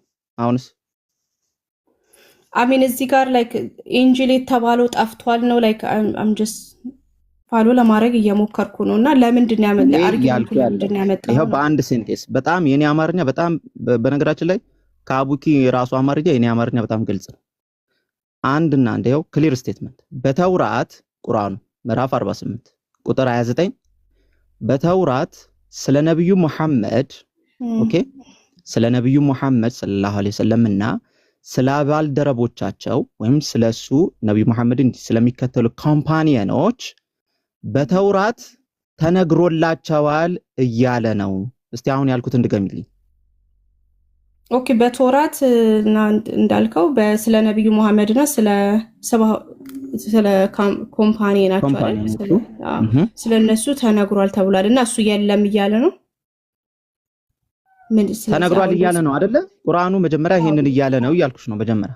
አይ ጋር ኦኬ ሄድ ተከተል። በጣም ጥሩ። አንቺ ቅድም ምን አልሽ? ቁርአን ተውራትና ኢንጂል ሲል እኔ ቤቴ የማስቀምጠው መጽሐፍ ቅዱስ ነው ብለሽናል። ትክክል? አዎ በጣም ጥሩ። ስለዚህ ቁርአን ባለቤቶች ስላለ ነው እኔ አይደለም ያልኩት። ቁርአን ራሱ ስላለ ቆይ የመጽሐፉ ባለቤቶች ደግሞ የያዙት ይሄን መጽሐፍ ቅዱስ ነው። ማኑስክሪፕቶችም አሉ። ስለዚህ ይሄው ቆይ አሁን ይሄው ልንመጣ ነው። አሁን እዚህ ጋር ተውራት ይላል። ይሄው አሁን ቁርአኑ ተውራት እያለ ነው። አሁን በተውራት ያ ማለት በአንቺ ዴፊኒሽን መሰረት ቤትሽ ያስቀመጥሽው መጽሐፍ ቅዱስ ውስጥ ስለ ነብዩ መሐመድና ቤትሽ ያስቀመጥሽው መጽሐፍ ቅዱስ ስለ ነብዩ መሐመድና ስለ ባልደረቦቻቸው ተጠቅሰዋል ማለት ነው በራስሽ ዴፊኒሽን መሰረት። ትክክል? ሚውታንሽ ይሄንን ቃል ለምን እቀበላለሁ ስላለ አንቺ በራስሽ ዴፊኒሽን እኔማ ስላልኩ አንቺ በራስሽ ዴፊኒሽን ይሄ ቁርአኑ ነው ክሌም ያደረገው። እኛ እኮ ኦልሬዲ ኤግዚስቲንግ የሆነ ቶራትና ወንጌል የተባለ መጽሐፍ ወር ደግሞ ስለዚህ ዴፊኒሽንሽ ትክክል አይደለም። አዲሱ ኪዳን የተባለ መጽሐፍ አለ። ነብዩ መሐመድ እኮ ነው ይሄንን አገኘው ታላ ብሎ የጻፈው። ስለዚህ ለምንድን ነው ማምነው ነው ይሄንን ስለኔ ተጽፏል ቢል ለምንድን ነው እኔ እመኙ መቻልኩኝ? እኔ እመኙ መቻልኩኝ። አንቺ ምን አልሽ? እኔ እመኙ ሳይሆን አንቺ ራስሽ ያልሽውን ቃል እመኝ። መጀመሪያ ራስሽ ያልሽውን ቃል እመኝ። ቁርአኑንማ መቼ ምን አልሽ? ቁርአን ተውራት ሲል እኔ ቤት ያስቀመጥኩት መጽሐፍ ቅዱስ ነው ስለተባባልን፣ ስለዚህ በዚህ በተውራት መሰረት ተውራት እዚህ ጋር ይላል። ገና ኢንጂልም ይላል ደግሞ ገና እመጣልሻለሁ። በኢንጂልም ይላል። አሁን ገና ተውራቷን እንጨርስ። ተውራት ስንጨርስ ደግሞ ገና ኢንጂል ይላል። ይኸውልሽ ኢንጂል ይላል። እዚህ ጋር አልመጣሁም ገና እኔ ተውራት ላይ ነኝ። ኦኬ አሁን በዚህ በተውራት መሰረት ስለ ነብዩ መሐመድ ሰለላሁ ዐለይሂ ወሰለምና ኦኬ ስለ ኮምፓኒዮኖቹ ምን ተብሏል? ተጠቅሷል። በአንቺ ዴፊኒሽን ቁርአን ተውራት ካለ እኔ ቤት ያስቀመጥኩት መጽሐፍ ቅዱስ ነው። ራይት? እንደዛ አሁን ቅድም 100% ታምኛለሽ እንደዛ አይደለማ። ኖ አሁን ልታረግ የፈለግከው ነገር ገባኝ። እኔ እንደውም የተሻለ ነገር የሆነ ነገር ተሳይ መስሎኝ ነበር። ግን አንተ የምትለው ምንድነው? ኢንጂል የተባለውን እኔ በኮንፈርሜሽን ደረጃ የሚናገረውን አምናለሁ ነው ያልኩት። በኮንፈርሜሽን ደረጃ እነሱ የያዙት ነገር ነው። እነሱ እኮ ነው የመጽሐፉ ባለቤቶች እኮ ነው የሚላቸው። እኛ እኮ ፓርት ኦፍ ዘ ቁርአን እኮ አይደለንም እኮ። ይሄው መጽሐፉ ባለቤት ማለት የመጽሐፉ ባለቤት ማለት ክርስቲያኖችን ብትላቸው እነዚህ ሰዎች ራሱ የራሳቸው የሆነ ሃይማኖትና የራሳቸው ስርዓት ያላቸው ሰዎች ቁርአን ደግሞ እነዚህን ሰዎች አፈርም አደረገ አይደል እንደሚለው መጽሐፍ ማለት ነው። ያው ሜሮ ምን መሰለሽ ፖይንት ገብቶኛል፣ ግን አይ ነው የራስሽን ዴፊኒሽን እኮ ነው አሁን ጠልፈሽ የጣልሽው። እኔ ምን ላድርግ አሁን? ራስሽ ዲፋይን ያደረግሽው ፋላሲ ነው እንደዛ ጭራሽ ፋላሲ ነው አልሽኝ ጭራሽ። ምክንያቱም የኔ ፖይንት እሱ አይደለም። እኔ አስፋረስ ኮንፈርሜሽን ጎዝ በኮንፈርሜሽን በማረጋገጥ ደረጃ ነው እቀበለዋለሁ ቁርአንን ያልኩትኝ አረጋጋጥ። እኔ ልሸማቀቅልሽ እኔ ባቢሎን አሁን ያመጣው ነገር ያስቃል። እንግዲህ ደግሞ ኖ በጣም የሚገርም ነገር ነው ያመጣልሽ። ዝም ብሎ ነው ያጎረሰሽ እኮ የምር በእጅሽ ነው ያጎረሰሽ። በእጅሽ እኔ ልሸማቀቅልሽ እኔ ድንግጥልሻለሁ የሆነ ሰዓት ላይ ስትሸመጥሽ ነው ያጎረሰሽ በእጅሽ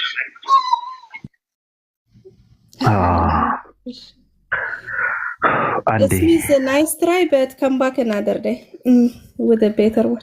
Crash come back. Nice try though, nice try. It worked halfway, nice try. It doesn't solve the problem. ለዛ ነው የምትስቂው። ገብቶሻል? ፖይንቱ ስለገባሽ እኔ አሁን ይኸውልሽ ሜሮን ሰዎችን ላለመሰልቸት እንዳይሰለቹ ነው ማለት ነው። እንዳይሰለቹ ስለፈለኩ ነው እንጂ ቁርአን ላይ 114 ምዕራፎች አሉ። የትኛውንም እንድትመርጭ ያደርግሻለሁ ሌላ ቀን ደግሞ ማለት ነው የፈለግሽው። እኔ ይረዳኛል የነበረብህ ነገር ማለት ነው። ይሄ የተባለው ነገር የት ነው ያለው ነው። ዶንት ወሪ አባውት ሙሐመድ ራሱ ይጻፍ ሰው አይደል እንዴ? ሙሐመድ ሰው ምንድነው? ኮምፓኒዮኖችም እኮ ሰው ናቸው፣ እግዚአብሔር ነው የፈጠራቸው። ይቀመጡ ከሆነም እኮ ችግር የለውም። ግን ፖይንታችን ምንድነው? ይሄ ኢንጂል የተባለው ነገር ምንድነው? ጥያቄያችን ይቀመጡ ይቀመጡ ያልሽ እንዴ መጽሐፍ ቅዱስ ከፈለገ ሐሰተኛ ነብይ አርጎም ሊያስቀምጠው እኮ ይችላል። እንደዛ ብልህስ ምን ልትል? ችግር የለውም። በፈለግሽው አሉ ቢለው ትቀበላለህ? አሉ ወይ ከኔ በኋላ የሚመጡ ሐሰተኛ ነቢያቶች አሉ ብሏል። ትቀበላለህ? ስለዚህ ለሙሐመድ ልስጣው ለነብዩ ሙሐመድ በፈለግሽው እቀበላለሁ። መጀመሪያ በተውራት ስለዚህ አናረግም ማለት እንደዛ ጋር ፎርቢድ። ስለዚህ እኔ የፈለግሽውን አምንልሻለሁ። አሉ አው በይኝ ብቻ። አሁንም አቋም የለሽም። ይኸው እርግጠኛውን የማወራው አሉ አይሽ ፎር ሹር የምታወሪውን ስለማታውቂ ነው። አሉ የሉም? እስቲ ንገሪ ክሊር አድርግሽ። የሉም ካልሽ ዴፊኒሽን ከኔ በኋላ ዳይለማ ብሎ ማለት ነው።